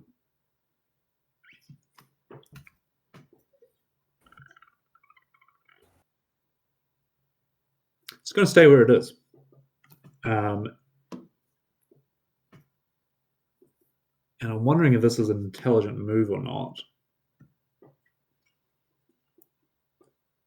I think it's going to keep the cone facing south at the end of its turn.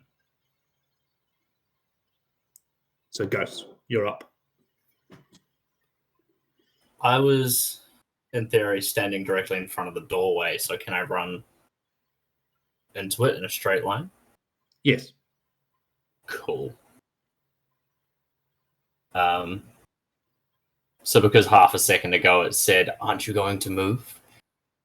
I'm going to say, you asked for it. Pull out the hammer and run directly at it and slide beneath it. Oh, okay. Using my nimble movement as the tiny creature, small creature, to end up on this side of it. Cool, yeah. And I guess I feel so all of my... Everything comes back into things play, kick on. And I go, ha! And a bolt of electricity jumps down the arm. I will hit it twice. Okay. With my hammer. Let's see how much I can do.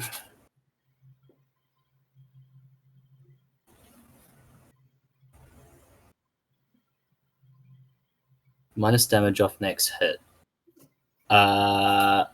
Clicking the back of the hammer into a vial of basic poison that I have on the clip to the belt. As I pull it out, I'll smack it the first time. Nice. Go for an attack. Is it an advantage? Not that it matters. It will be. You're flanking. Wonderful. 15 plus 12 to hit, 27. Oh, plus 12. Sure. Magic weapon. That definitely hits. And same thing on second attack. Or can I only use the vials once per turn? I think you can use them on the hammers. I can just burn resources, right? Yeah. Yeah, so it takes the first strike, clicks it in to another vial on the other side of the belt, and takes the second one. Yep. 24 to hit. That definitely hits. Right, damage. Plus... I have to keep track of this. Plus...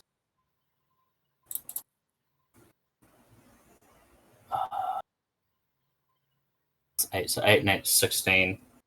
20 points of damage on the first strike. Ooh. Yep. 8 plus 8, 16 points of damage on the second strike. As the bolt of electricity jumps along with it, that's an extra 9. Wow. Yeah, it kind of like falters down and like skims the ground as it starts to become unstable. And for your reference, that poison damage, which is a total of 15, will get reduced from its next attack against something. Its attack roll against something? Nope, damage. Damage. Okay, cool. That's an interesting concept. You made the weapon. No. I mean, like, because of the eye rays, it's like obviously not focusing properly. They obviously might not do as much damage. Bonus action. You know what? Why not? How much movement was that? 15. And then I can go and get to Jaloo, but I don't like it. I will stay where I am. Cool. And be like, how's that for movement? As you kind of like do that, the creature like turns its whole body towards you, all dripping now with oozy blood, and it just looks in pain, but like a boxer that's at the end of a fight that doesn't want to go down. And as it has regained 3, it will use a legendary action to turn an eye around to you. If you can roll me a d10, please. Ooh, that's a 5.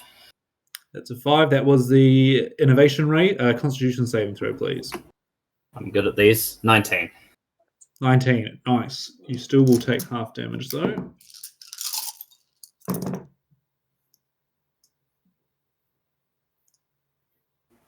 You take 42 necrotic damage, which is halved, so 21. And as the red aura of the Seeker bursts around the wound, it reduces in half again. Nice. So 10? Yes. Wonderful. As everyone hears the skeletons start shambling forward and moving. Not the dinosaurs. Not the dinosaur, Daddy. I think there's one more there. Smacked in the back of the head. Little one. Oh, there's still one there. Oh, Molokov, you get, well, like it's going to hit you.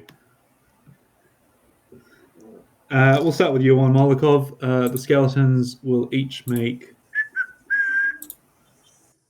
2 short sword attacks. Can you even get a 24 without a nat 20? It can with a nat 20. Yeah, nice. But that was a 12 and a 15. So, tink, tink on your back. Yeah, I bet she's not even looking at it. But Tangle Claw, we got a 16 and a 15. Which armor class is 13. So 13. Leave my dinosaur alone. So that's going to do 10 points of piercing damage to Tangle Claw. Yeah. We've got 2 attacks on Whisper Step. That's a 9, so that won't hit. And a 13 on the dice, so that will hit. So 5 points of damage to Whisper Step. Should Whisper Step have attacked on my turn? Or do they have their own initiative somewhere? No, it's kind of like it's its own mount. It can probably claw back or something. But then we go to Red Fang. 17 on the dice, 18 on the dice. That's 10 points to Red Fang. They only have 19 hit points. Oh. Yes. And then we go into the area, and we're going to go 1 on Ghost, 1 on Puck. So Ghost, 19 to hit. Does hit. So that's 5 points of piercing. And 23 to hit. Hits. Also 5 points of piercing. Cool. Puck, 9 plus 4, so 13. Oh, sorry, I thought the last one was on me. 13 doesn't hit. And 5 plus 4, 9 does not hit.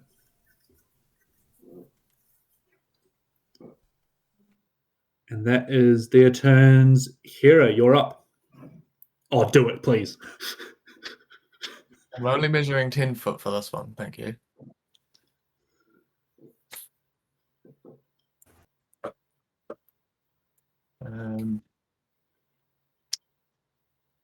Depends, actually.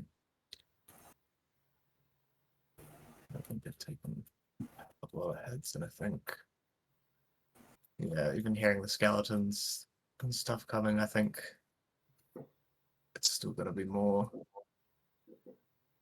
important to take out the Eye Man. So I will move myself forward a little. Oh, that's measuring. That's why it's not moving. Move myself forward a little bit. Yep.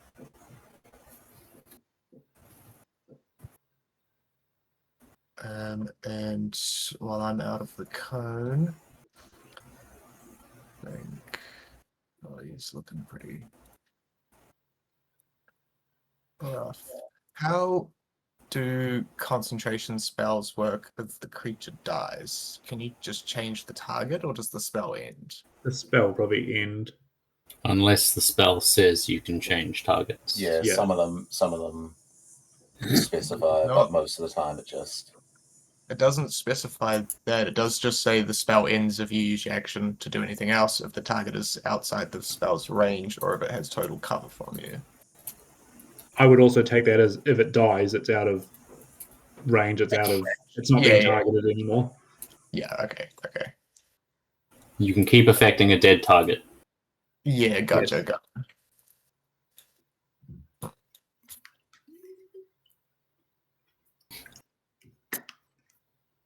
Okay, does kind of change. And the big guy's looking like he's taken a fair bit of damage. Oh, it's a black eye, it's a bruised, it's cuts, it's everything. It's skimming the ground. It's okay. You almost did it in one round. No, that just changes particular plans. To be fair, I didn't expect Jalu to come in and do like 140 points of fucking. Yeah, that was huge. There's big old swings. That's good. Okay, in that case, I will.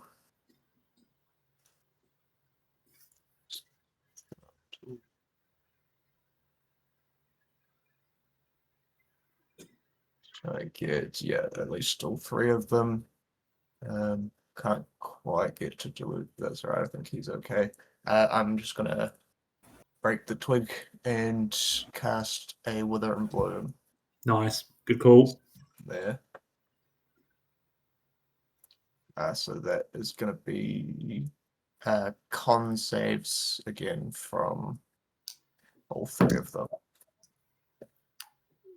Con for the Beholder is 18. And not this time. I use my reaction. Nice. And the silver red spikes from the aura bleed into the ground and push up through him. Give him disadvantage. I'll give that advantage to Puck.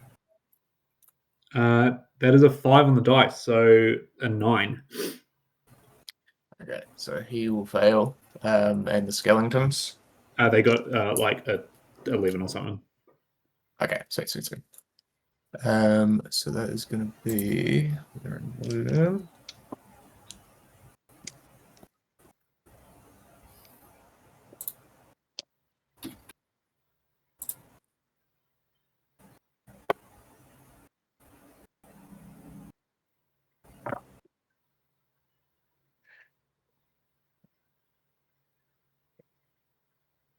So they will all take 17 necrotic damage. Nice. Both skeletons go down and don't get back up. Oh, nice. The Beholder is still standing. That's cool. And either Puck or Ghost can roll a hit dice and then add 9 to the roll and heal that much. I wouldn't mind Puck. Oh, add 5, sorry. Not 9. Sorry, what was that, Michael? Either Ghost or Puck can heal a hit dice plus 5. I think Ghost wanted the heal. Yeah, if you want it, take it. I'll heal 10. Nice. All right. Anything else here? Yeah, I don't want to get looked at, so I'm going to run and hide with Molotov. Nice. Makes sense. I'm going to make a last-ditch effort because I'm pretty sure the special monster hunter is going to do it this turn. Puck, a legendary action for an eye to come at you. Roll a T10, please. 2. Okay. That is a Constitution saving throw, please. Which I have advantage of because of the thingy. That's a 19. 19. As your muscles tighten with the paralyzing ray, but that doesn't take effect. Go for gold. It's your turn. Cool. And I have advantage, I believe, was what was said. Yes. Yeah. Sweet. So making the slash with the days. sword. 16 on the dice plus 9, so 25. That hits. I'm obviously putting sneak attack into this. 874 damage. Hey, it's not a critical, so 462 damage. Yeah. It's still pretty good. 10, 20, 32 plus 5, 37 points of damage. Nice. You needed 26. So go for gold on how you end this thing. Yep. So it's turned its eye around to me, and it starts paralyzing me, and Puck starts freezing up, and then pushes through it, and he's actually going to grab the eye stalk and sort of swing his way up, and sort of like run up it, holding that, and then slicing as he goes, as he kind of doesn't cut through it, and it cauterizes as it goes, but sort of like halfway into it, like right into the core, sliced up, and sort of does a little bit of a flip as he lands, and a bead of necrotic energy is going to fly out of this creature and is going to hit the skeleton. So I'm doing a Whales from the Grave. Nice. Which is 3d6 now. That is 11 points of damage. 11 points of necrotic. Nice. It goes down and does not come back up. Great. And then as a reaction, I'm going to create a soul trinket from this guy. You pull out this trinket, and it literally is just a coin with an eye on it.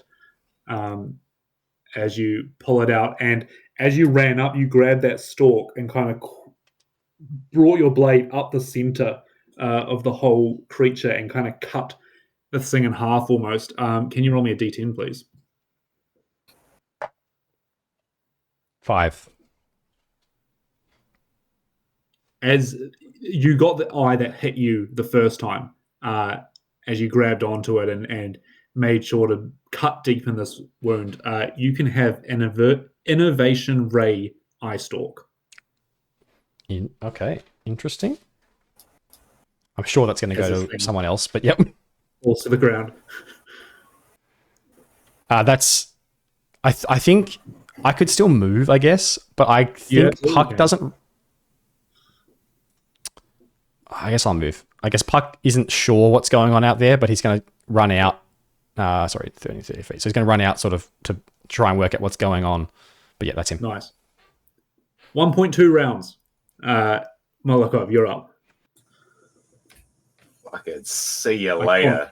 Iconic. Yeah, without Molokov only catching a glimpse of this thing, but trusted his instinct that Puck had it, Puck and Jalug had it, and Puck and Jalug did in fact have it. And I think now seeing Tangleclaw take a big rent to the side from this zombie, I think not even looking at the one that's next to him, he's gonna just launch forward with like a big beat of the wings and launch straight at this other one, obviously taking... I'll take the attack of opportunity. It's not an actual 20, so... Lovely.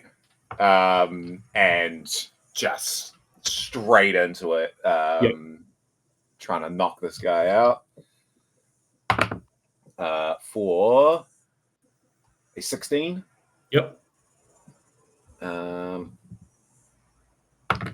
With a for 13 points of thunder damage. Stays down. Stays down. Excellent. And now sort of turning around, I think that was he can't make it back, but I can move another 10 feet that way. Pulling out the javelin that used to be able to return to him, which will no longer return, but he will launch it at the one next to Hera. Yep, go for it. Which is not quite as much. It's only a +8 to hit, which is only a 14. A 14 will still hit. Lovely. I believe a javelin is a D6 for 9 points of damage. 9 points of damage. Not quite enough to take it down. Almost like passes straight through it and hits into the wall. Now it's just like stuck in between its ribs. And I've already got my HP, but sort of take that look back to Tangleclaw and just, he's all right. And that'll be my turn. Nice. Delug. Didn't get to use my cool frightened ability, so just seeing that drop and then hearing in the back, maybe what had distracted him was hearing Red Fang's screech of pain. And so he was concentrating on that, not on the beholder in front of him. He's going to race after what had happened to Red Fang last time. He's going to race out and then up to save his buddy. I'm going to take a couple of swings at this skeleton. Yep. That is a 14 and a 15. They both hit. Alrighty. Sorry, I was just going normal. This is not normal stuff. So that's 8. Oh, plus my thing. These are definitely undead creatures, are they not? They sure are. This is the first time this has come up. Plus another day. Ooh. Okay, so that is 26 plus 23 points of damage. Yeah. You bring this thing back to life and send it back to the afterworld 3 times over. You just, and almost like a light of divine energy shines out. This doesn't even get a chance to do Undead Fortitude. And I will continue moving just the extra little bit as I just run through and seeing this other one down there made by Molokov is going to flash out with my extra attack because of that. So plus 11. Oh, I'm pretty sure that's going to miss because that's a natural 1. So it makes it a 12, but I think a natural 1 misses. So not too used to these throwing weapons. You throw it and it just like crumples through the wall. Maybe taking away one of the last remaining art pieces that was in this village as you just smash straight through it. And yeah, that's it. That's my turn. I will. Oh no, that is my bonus action, so I can't do anything. Yep, all good. Ghost.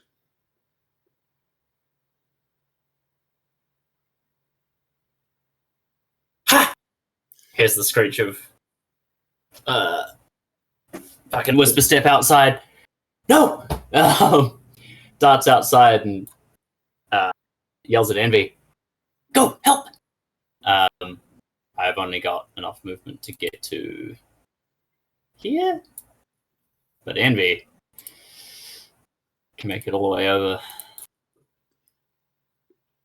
And I think we'll just take a bite attack. Nice. That was a hell of a roll.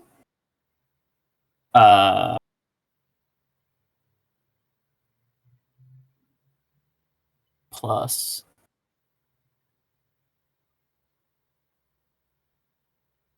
Oh my gosh, where's the Steel Defender? Plus 11. 18 to hit. 18 definitely hits.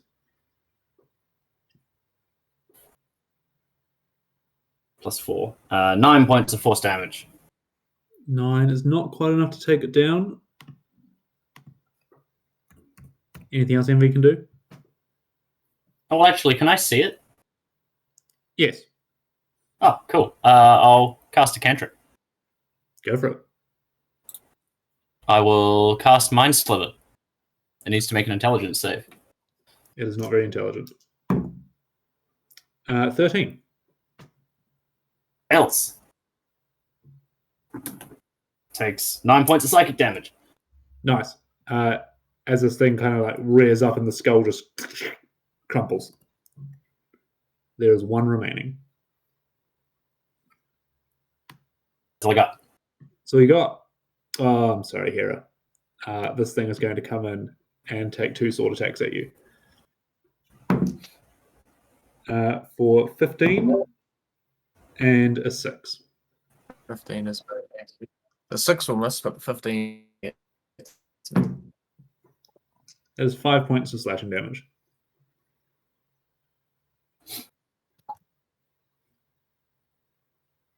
Wow. But that's all it can do, and you can take your chance to retaliate right now. I sure can. Which means I have to use a touch spell. You could move. He's fucking in combat. I could move, and he might swing at me and probably hit me. It's cool. We got lots of spell slots available. So I will just reach out with necrotic energy on my hands and shove my fingers into his ribcage. I'm gonna cast inflict wounds on him. Nice. Just at first level. Fuck off. That's a 2. 11 to hit. Oh, 11 does hit. So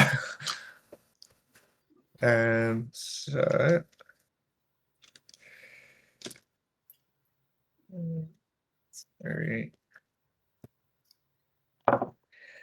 That's gonna be 13 necrotic damage. Nice. You just push into the necrotic energy that is keeping this thing alive and overdrive it so it crumples into dust.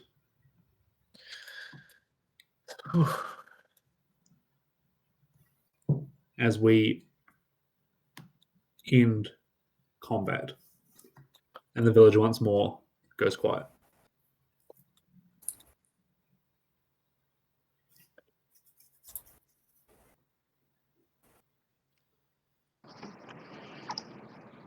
Can I look around for any remains of that other halfling that might have been around? Yeah. You move back and kind of climb over the heap that is left in the doorway of this creature and look inside the mill. Now that you're on the ground floor, you see that the kind of room next to it is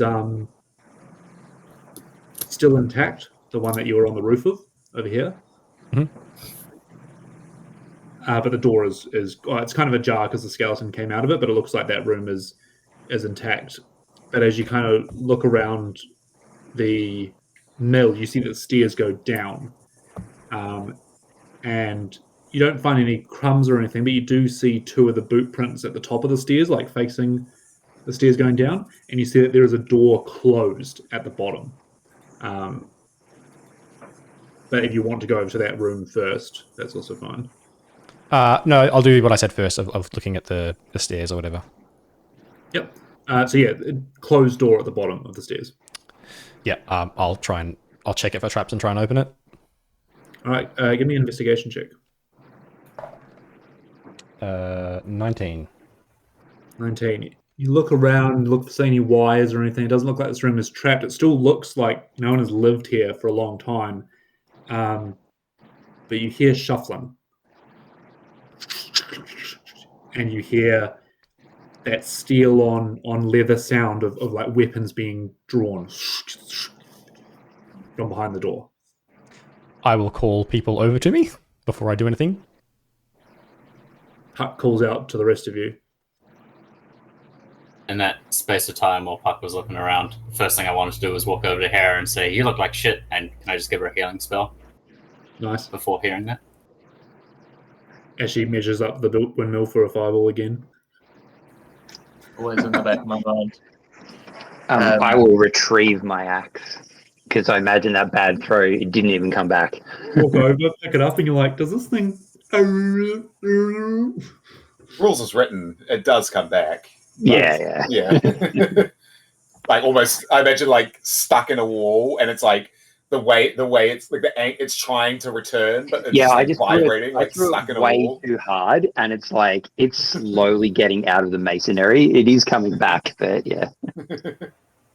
How much did I heal, Michael? That is the worst I've ever rolled on a cure wounds. You heal 9 points on a second level cure wounds. Terrible. Yeah. That's all right. Gets me above 30. That's what we like. In a similar fashion, just sort of trying to soothe Tangleclaw, I imagine almost probably isn't standing where he is now, almost would have run off a little bit, but I'll catch him and sort of lead him back, trying to calm him, and imagine sort of put a healing salve maybe over this nasty necrotic wound he would have taken. And I'll give him one of the capsules to give him a cure wounds as well. Nice. Resistant at first, but because it is hurt, it will obey those things. Lovely. Which will get it back up to full.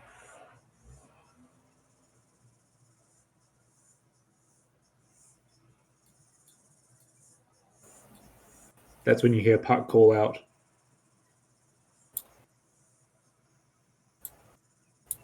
What do you say, Puck? There's something behind this door. I ignite my blade. All right, let him have it. Kick it down. Straight down there. Yeah, I'll let Jalou kick the door down because Puck probably can't. Yeah. I mean, he's seen it before. He's just going to see if the handle works first. Like, does it open? You turn the handle, and it unlocks. There's nothing locking the door. But then, as soon as you turn the handle, give me a dexterity check. Check. Ooh. So I guess that's straight dex. That's a 19 then. 19. As you turn the handle, you feel it also turn, and the door rips back, and a sword comes straight for your throat, but it stops. As you kind of, I imagine, because you rolled a higher dex, maybe you catch the arm or something that's holding it. And as you do, you see a orc, almost veteran, standing in front of you, looking absolutely terrified. 2 soldiers behind her. Her tusks kind of come out. One's long on one side, the other's quite short on the other. She's wearing what you see as Karnathi armor of old. The sword is not in great shape. As you catch the arm, she tries to push it away. We're going to do an opposed strength check.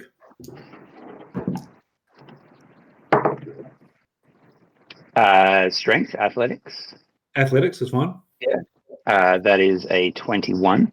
21. You can tell she tries to push the blade into you, but you push her arm out to the wall when the sword clatters to the ground, and she just steps back. Stop! We mean no harm. Stand down. Drop it. Saying to the ones behind as well. Before you even finish saying drop it, you hear the 2 swords clink, clink, clink, clink, clink.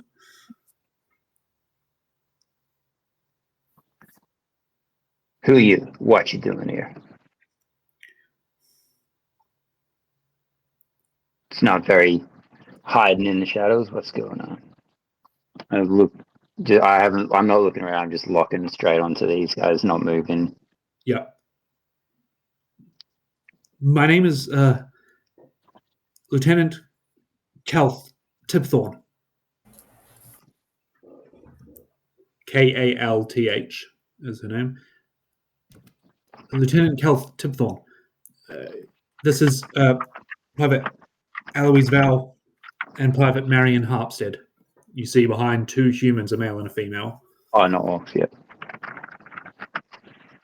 Both in kind of military regalia as well. The kind of has a short sword, has a leather boots, leather straps, and stuff like that. And you see behind them there are like makeshift hay beds.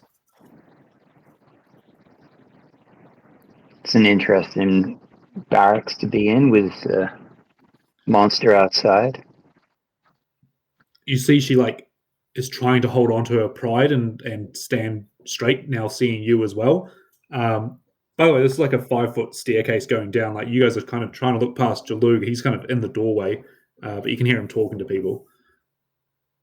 Which should concern, it should concern the rest of the group if I'm leading a negotiation. So.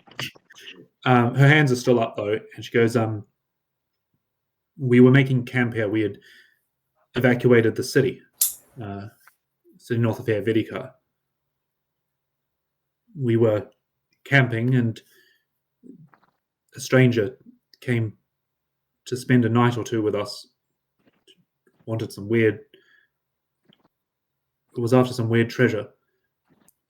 We gave over all we had, except we kept a couple of things for ourselves. But then that thing, I'd heard rumors of the kingpins of the undercities. It was obviously after the stranger came here with a following of undead warriors. But by then, they had left. We barricaded ourselves down here, and that must have been a day ago. We heard the commotion. We didn't know what was happening. You must forgive us for not knowing whether you were friends or foe. We still don't. You see her like she keeps eyeing her sword, not like she's going to jump for it, but she needs to know where her weapon is. You evacuating Vidica. Why? Strange things going on there. House Jarosco.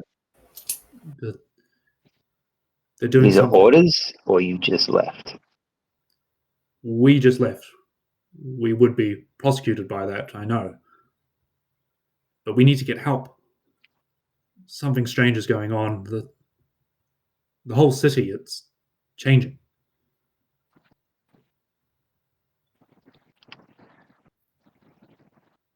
Well, and who is this? What treasure did you give this? And who is this person you gave it to? Because we haven't seen anybody around here. No, they left yesterday before the sun went down. A halfling, cloaked, wouldn't give us the name. They were after docents. And you recognize the word docent as something that is to do with Warforged. It's almost like a spherical, best way to describe it is like a CPU, like a programming chip. They were collecting them. I'm not sure why, but we held on to one that is dormant. It's not got any programming in it. She kind of reaches, like, gestures for her to reach into her pocket, waits for your nod. I nod, yep. And pulls out this, like, maybe like almost large ping pong sized spherical thing that kind of glows in different colors. She says, this here is an empty docent. From what the stranger was telling us, if you imbue it with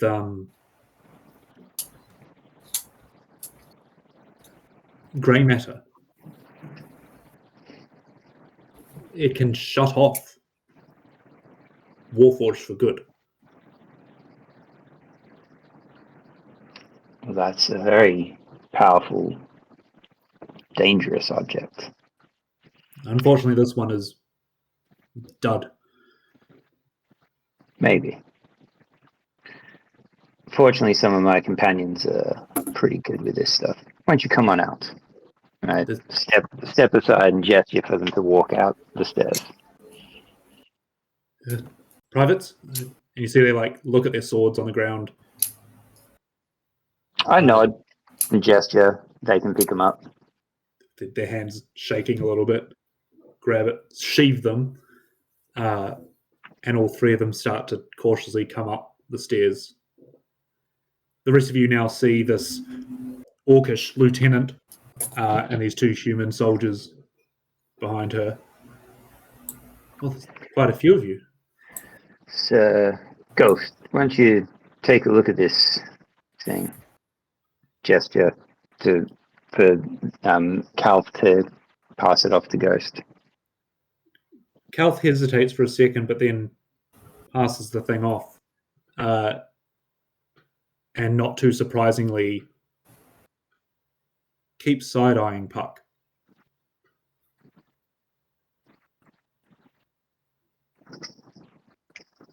Good to see you making friends, Jaluk. My people. Yeah. Hell of a thing. You to look be trapped. hungry. You got any food? Or do you need something? No, we had all our stuff stashed in the room over there, but I believe the Kingpin took over that space with the treasures that they carried with them. Not always the smartest travelers, these things are, you see. Don't like to let go of their wealth.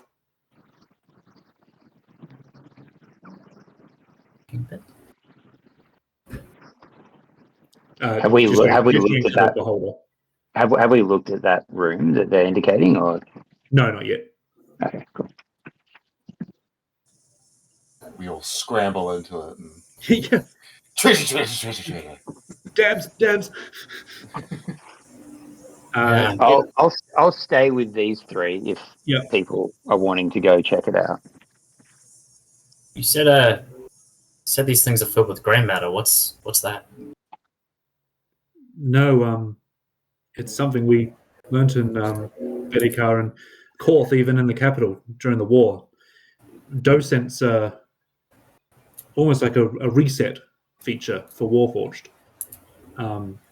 You put grey matter in them, and they can fully shut down a whole system.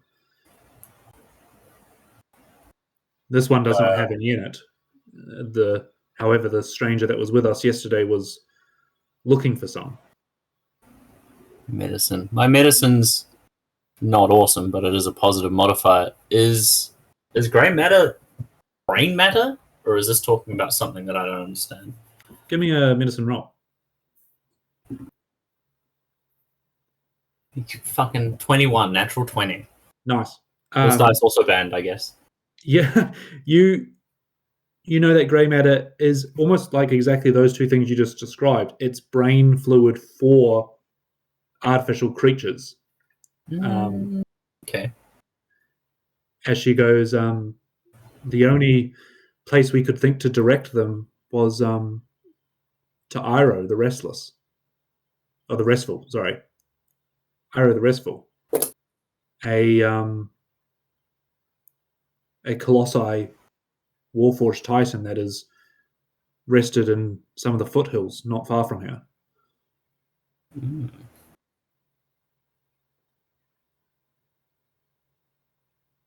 An old machine that is no longer working, but possibly has some grey matter within it.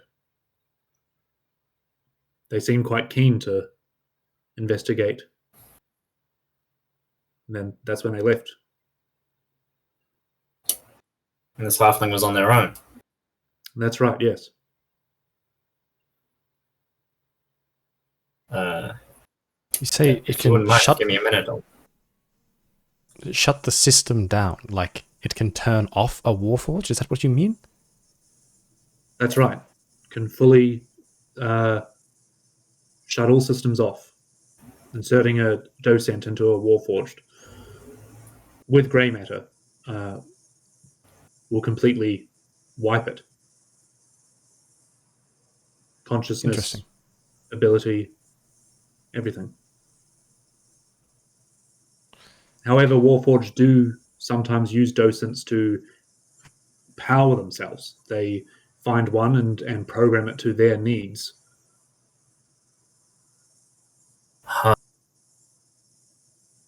Sometimes it can even save them from falling on the battlefield.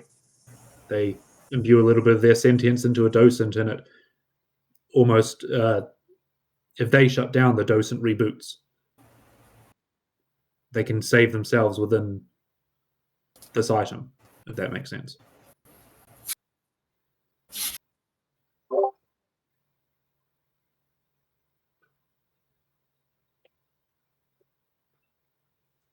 Well, that's annoying. I was like, oh, cool. Almost but it's like either really good or really bad for us. Holds its soul.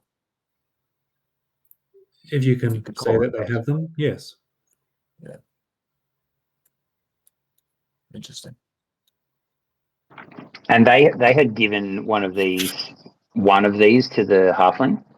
Yes. Like a working one, and this is just a broken one. This is an empty one. The halfling took an empty one as well from us. We had two treasures from the war. They were quite keen to seek out grey matter. For what reason they would not say. They were pretty kept to themselves. And you just... What do? They pay you for it? Or did they kind of twist your arm? They handed over gold. We must apologize for being so shallow in our ways, but we knew that being on the road and traveling south, we would need help. We need someone to investigate what's going on in Vedica. We need the grander houses to know that something's not right. We traded it for gold because what use is a docent to us? It's not shallow. Just like the rest of us. You can tell that this lieutenant is ashamed that she has not cleaned her armor in a couple of days. So, he's going to talk to her. So what's your mission then? What's the parameters? You're heading down a zombie, or you got to find... Because you're not going to find much more than just a bunch of Warforged down there. Warforged at Fort Zombie? I suppose you can. Where a couple of our generals would have been. It was one of our outposts. The idea was to go there and try and relay a message, whether it by lightning rail or any means, to some of the greater houses. So they're in House Carniff armor. Yeah. Sorry, not House Carniff. Carniff is the nation. Yeah, Carniff. Yeah, then they're in that, their armor. Yeah, okay. And Carniff as a nation not known for using Warforged as fighters? No. Okay.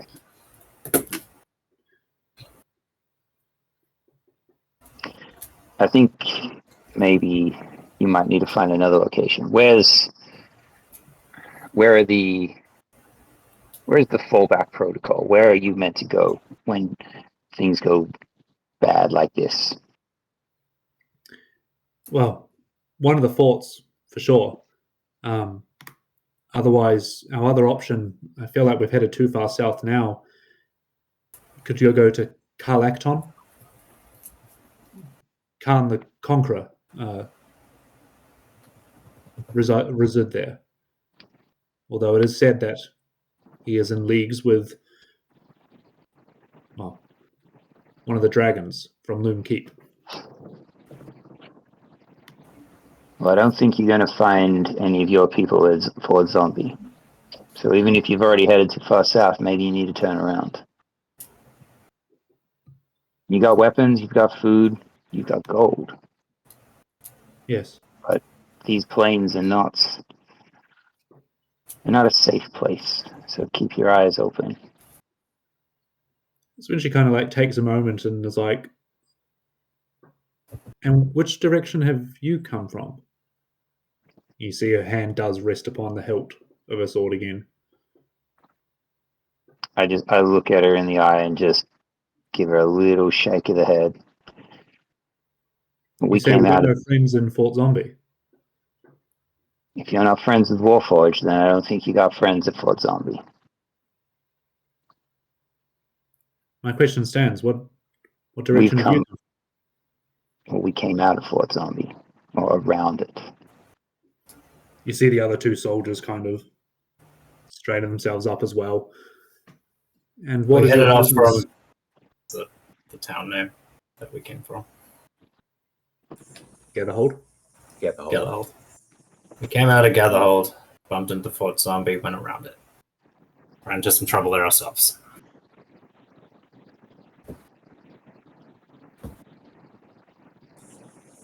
We're stopping the trains there. They've broken the lightning rail. Broken? No wonder no supplies have arrived for a while now. I knew something was going on. This seems big. Yeah, you could see that. And who are you? You're planning on traveling to Vedica? I would highly recommend against it. Well, someone's got to stop it, don't they? And if the army's not going to do it, Well, hey, where the hell? you travel with us? Travel south with us. You can,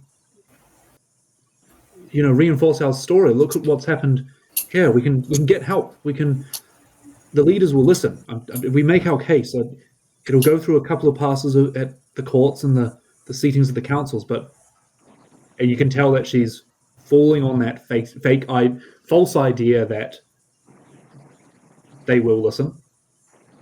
We are the help. That bureaucracy works. Yeah,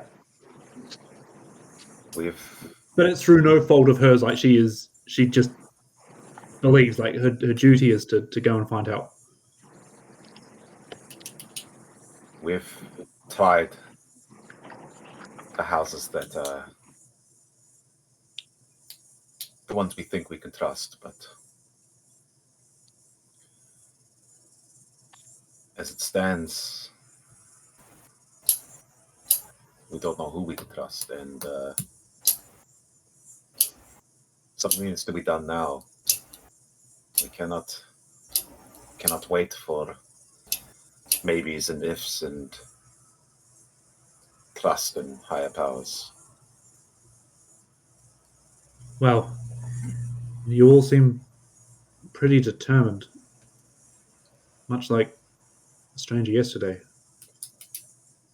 If it is true that you were going to Vedica, do any of you know your way around? It's all new to us. Grin and a nod to Jalug. Well, maybe I can repay you for destroying our gatekeeper. And she pulls out a scroll.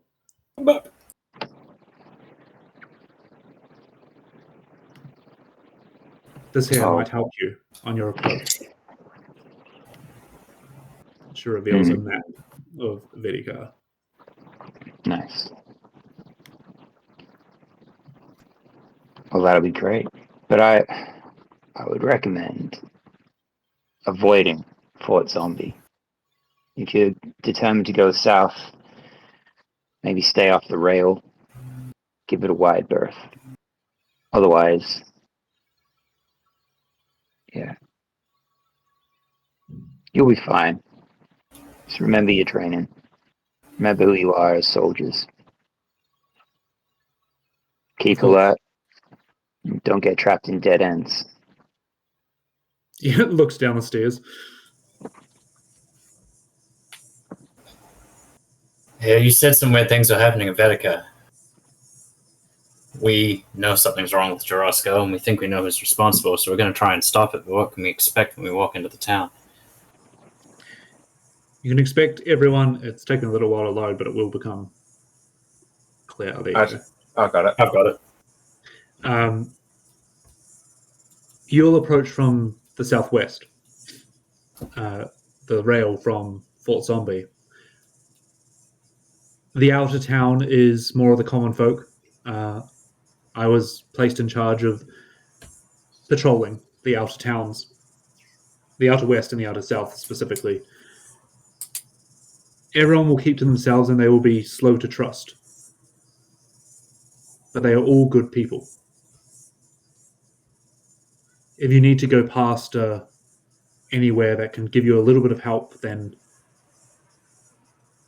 tell them I sent you. As for the outer north, I can't speak much to the people up there. My name doesn't hold as much recognition. And then within the walls, the iron walls, that is where I believe the corruption has seeded itself. I would be wary of anyone or anything you find once you cross those walls.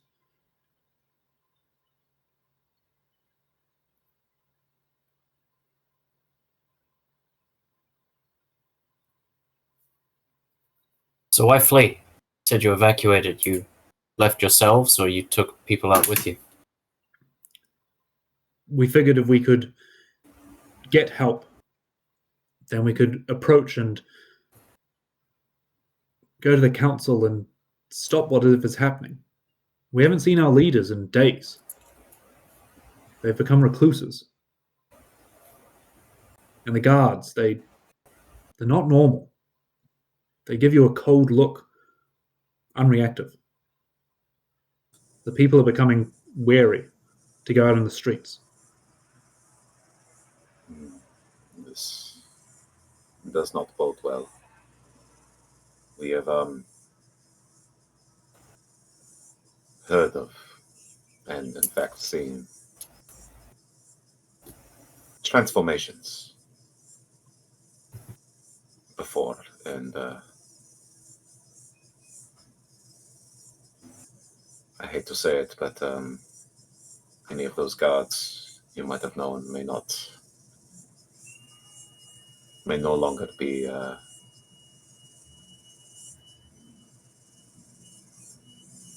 I'm trying to think of the word, not human, people. Not people? Not biological. Not biological. Transform. You're not saying, like, you can see that she's comprehending the two dots together. All this talk of Warforged and getting docents and consciousness. I don't understand. We can't have another war break out. That's what we're trying to stop. Well, then I wish you all the luck.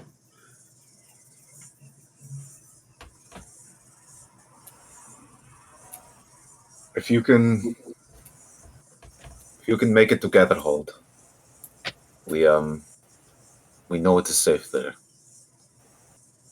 But as we say, you will have a hard time catching a train.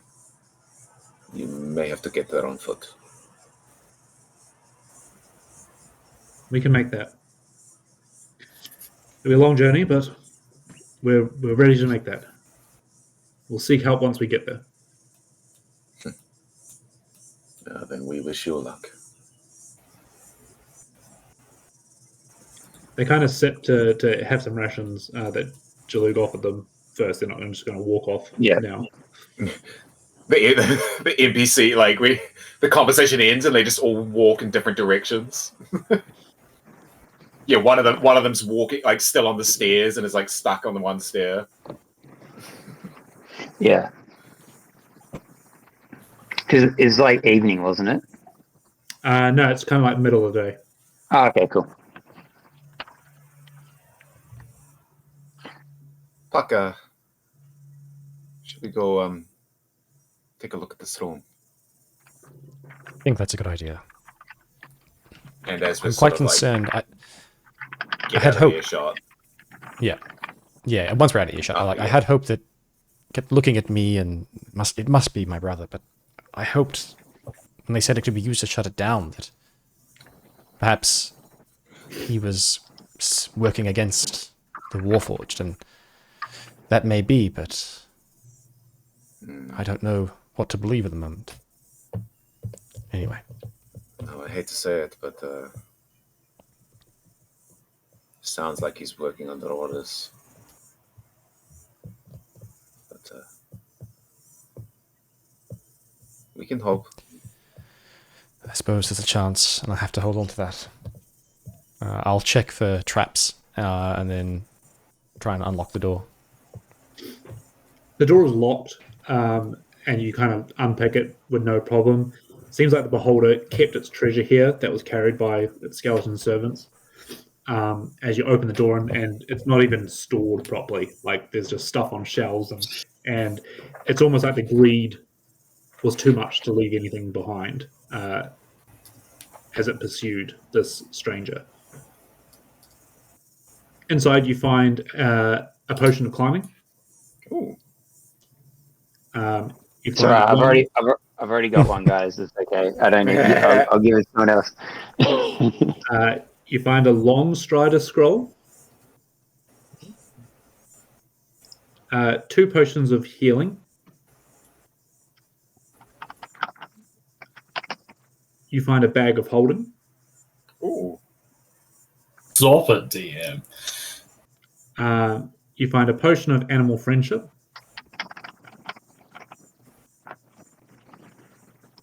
And the last thing you find is a kind of vial with almost a syringe in it to kind of pull out. And it's got magical essence about it, but you'll need to identify it.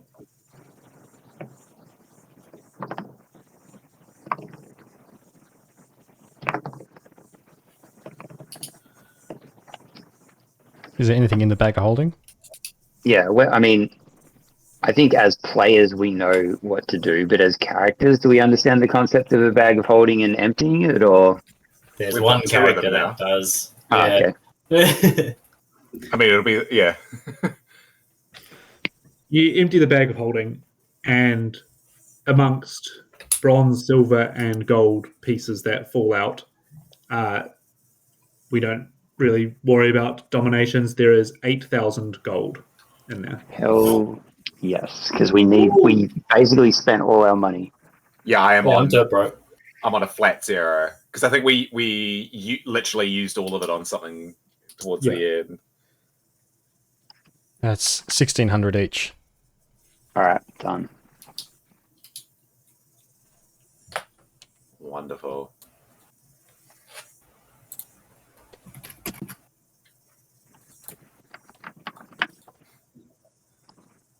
Yeah, my only currency right now is 20 scrap.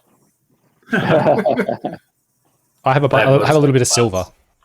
That's it. Nice. Sorry, DM, was there anything else in the bag? We're just talking gold. Just gold. Cool. As they're snooping, doing things, I'm just sort of looking over this docent. I'll ask Kolth. This Arrow the Restful. How far of a travel is that from here? Oh, I'm right. Maybe 2 hours, 3 hours. Not far at all. Up towards Vatico? Yeah. You would head northeast from here. The foothills get quite almost mountainous. Gives a bit of a chuckle. Said that this Titan sat down to rest and the hills grew around it. Okay. You ask the scholars, they say it was a teleportation gone wrong.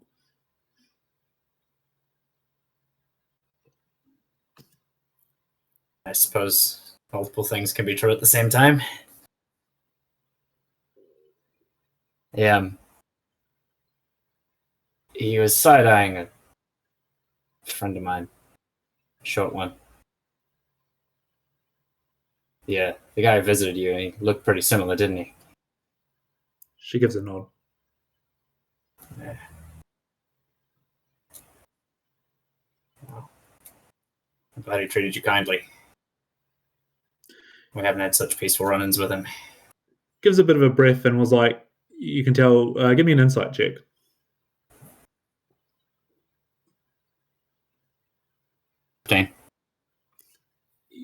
you get the sense that it wasn't kindness, but it wasn't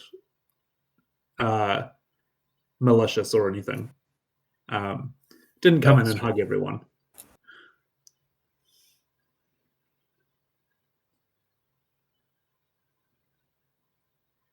This kingpin. I don't even ask this question. Where do they come from, and why would something like that be out to find a traveling halfling? I can only speak to rumors I heard at taverns that after sundown, when beggars and thieves started running their mouths. But this kingpin was from the Undercity. Caused a lot of trouble collecting golden treasures. Apparently something was stolen from him. An antidote. Something he treasured quite highly.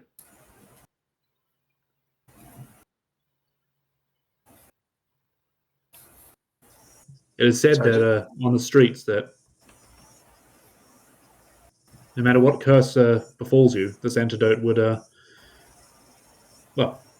bring you back to normal. Ooh. Just to clarify, is this... She's talking about the kingpin. Is she referring to the beholder itself as the kingpin, or sent by the kingpin? Oh, okay, yeah. Interesting. Some sort of... All right. Well, that explains that.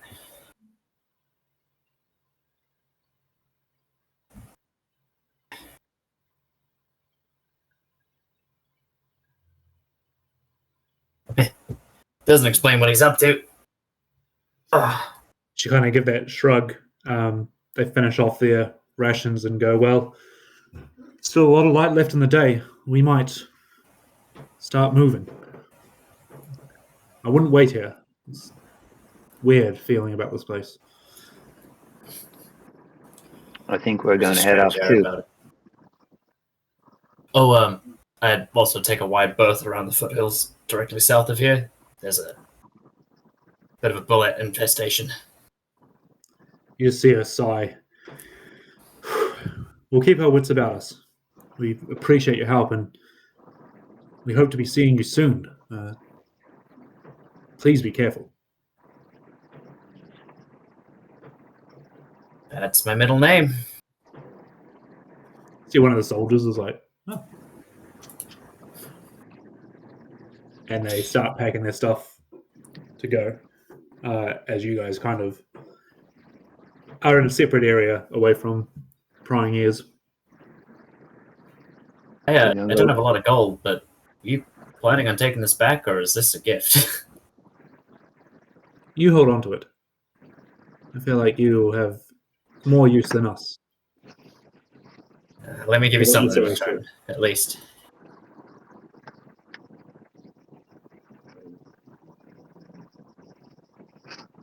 Here, take these. And I will give them a magical mint herb and 3 silk pillows. Very nice. They will take that graciously. Comfort on the road. Yes.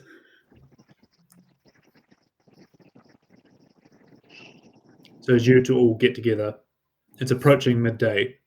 Still half the day left. What is the plan? Christ, it's midday. Who wants to hold on to the pots of healing?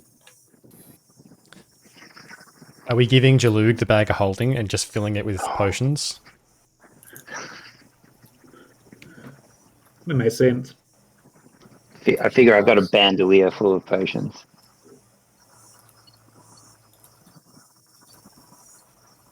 Oh. That's How many potions of healing do we have? There were 2 in that pile. Cool. You can hold on to them. I got my own. Yeah. I've currently got 1. I've got 1 and a superior, so I'm good. I've got Give 2 it to her. burritos. Yeah. Hera could do with Actually, having give me more than one. just one. Here, take this instead. I'll give you a superior healing potion. Oh, nice. Alright, but I'll take the bag of holding.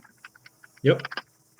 Sweet. Along with potion of climbing and a potion of animal friendship.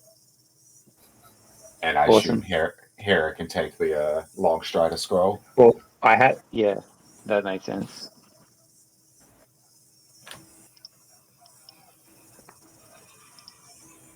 Well, our friends have headed off into the sunset, I believe, or the midday sun, should I say? Yeah, or making a move for sure. So, as in they're not in the room currently. Yeah. I currently have now 3 potion of climbing, so And I have I 2. also have a potion of climbing. Yeah. you have 2. So I'm glad we're heading into the mountains because hopefully we can use them. We just stopped on Sorry, it was a random table roll. No, it's great. It's good. 3 potions of healing. That thing when like you keep getting treasure from someone, you're like, I've got so much of this in my inventory, and you just decide to leave it. I have some good news for you, Puck. Maybe. Sounds like Laurie pissed off the beholder here by himself. Stole an antidote that can cure any curse. According to our new friends. I wonder what curse he's looking to heal. Do you remember when we were speaking to Shapiro? Yes. Way back when? And he said that he couldn't leave Josu. And besides that he owed him a favor. But that he couldn't. I wonder if there's something that's affecting them that means that they can't go against him. Whatever got Dr. Archero all that time ago.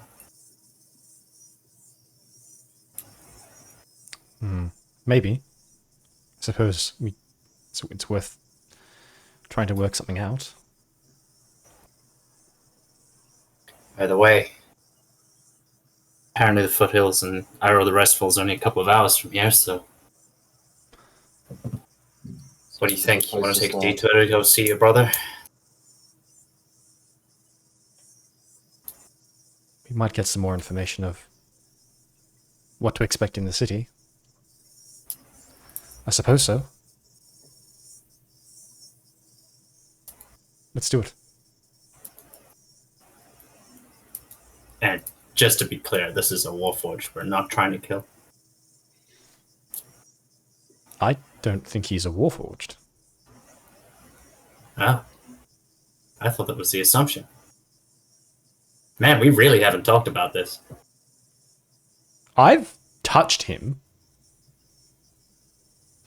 Like, we fought and things. Did I get any indication that he was not just regular flesh and blood? When you fought in the school hall up the top, I think you cast a what was it, like a... No, he gave the fairy fire, no, hypnotic pattern kind of thing. I think you caught his arm or something. And it was cold to the touch.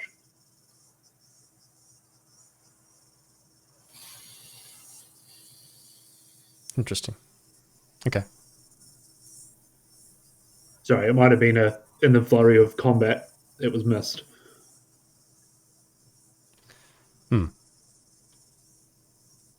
Well, Really sorry if I just touched a nerve there. You know I don't mean anything by it. I mean, I think It's your brother after all. character-wise, he probably knew that. Then it's more me thinking about that. Yeah. I wonder how Shapiro. Who was it who died? Was it Shapiro who died? Who disintegrated? Achiro, yeah. I wonder how that counted as going against, but I guess there's more questions that need answering. He was going to tell us something. Yeah, if you remember correctly, Archiro was leading you through the caverns or through a gorge of sorts towards the pyramid, and something along the lines of turned around and was like, I've got to come clean. I've got to tell you something. You saw a flash of green from a distance, and then the eyes went dark, and he dropped to the ground. I believe before we let you into the inner circle, there's something you should know before someone's surely joining the inner circle. Yeah, it was like you should have been told beforehand or something like that. Yeah. God, that was so long ago. Real life wise, not necessarily. Yeah.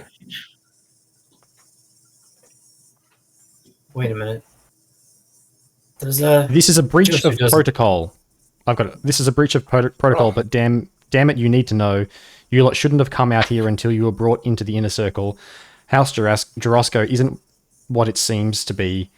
We were really brought out here too, and that's where it stopped. Yeah, I feel like he was about to tell us about his whole the whole thing we just went through. Had to figure out from the get-go. If only he had told you the whole story, and then... Does Josu know that his daughter's dead? I think you could confidently say no. Because that happened in the Mournlands, you did it. And that how would that news have travelled outside? You killed everyone there. Yeah, I was thinking about that this antidote might be, because we know he's fucking obsessed with her not being, like, what, you know... Yeah. Hates the fact that she's a shifter. Was.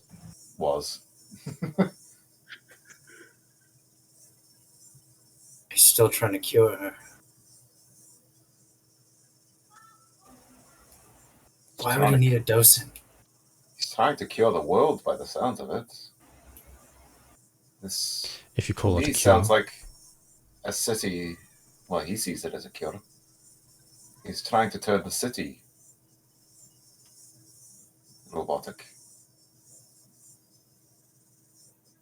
Need more information. The Titan sounds like a good start.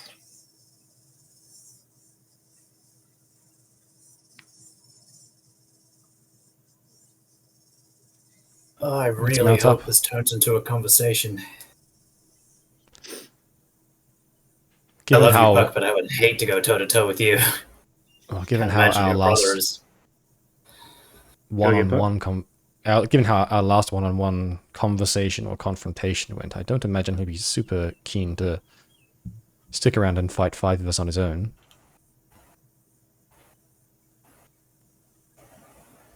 The last time we were together, Puck very, very clearly outmatched him. Oh yes. So depending on what he's done in the interim or whatever, but yeah, so that's kind of where his head's at, is that he probably will try and run away, or it can be a conversation, because he's not going to be able to fight the five of us on his own.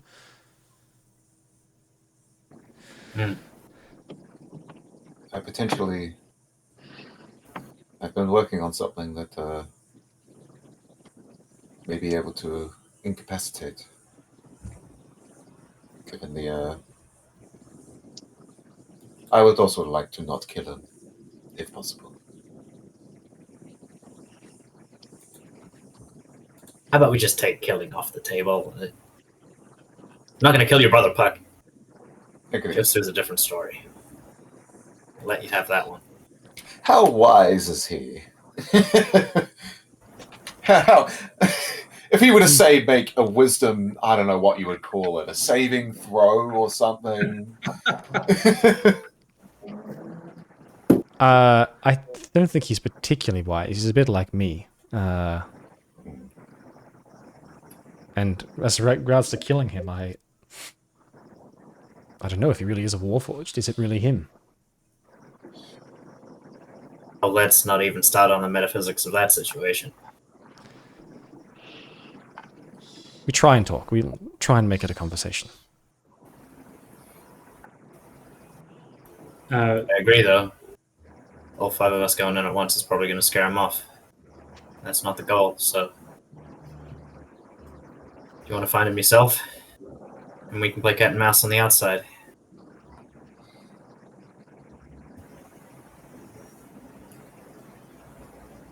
Has anyone got the capabilities or wanting to identify this vial today? Oh, someone's going to bring that up? Yeah, hand it over. Magical mysteries? My specialty. Do it.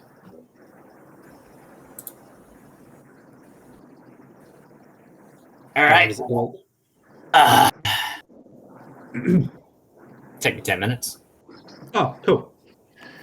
While that happens, I guess we'll just, look over the claw foot or claw feet and get them ready for heading out. Nice. You'll redo the saddles, have a look around the village, make sure there's nothing else.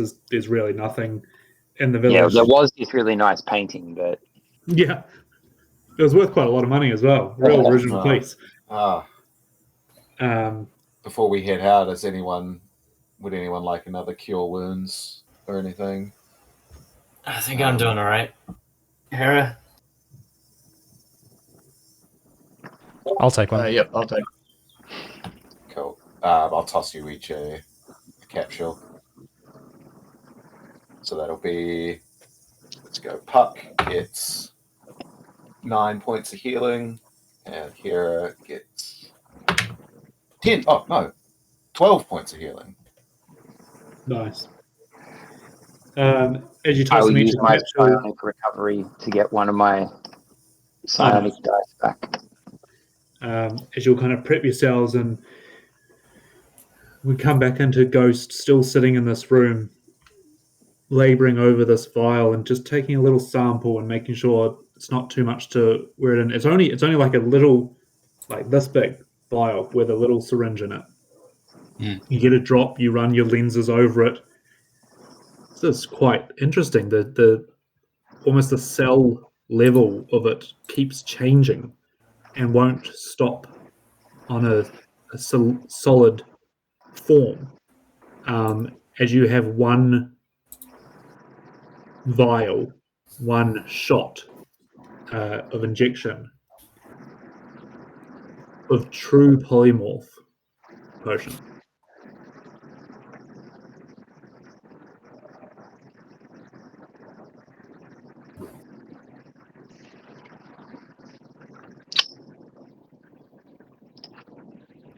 Cool. Oh. Yeah, that's pretty hectic. He very delicately puts it down. Just looks at it. Just a 9th level spell in a vial. That's cool.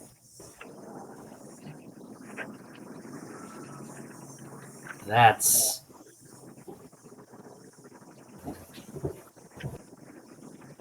If you totaled up everything we found on this trip, since we first came together, every piece of gold, every bit of scrap, every invention, the value of all of that would probably dwarf in comparison to this thing. I've heard rumors of magics this strong, let alone it being tinctured down into a potion.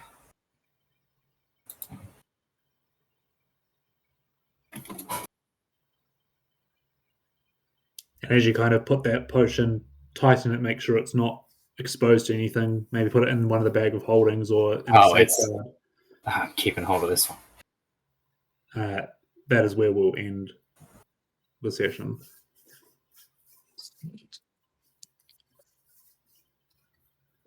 Shoot.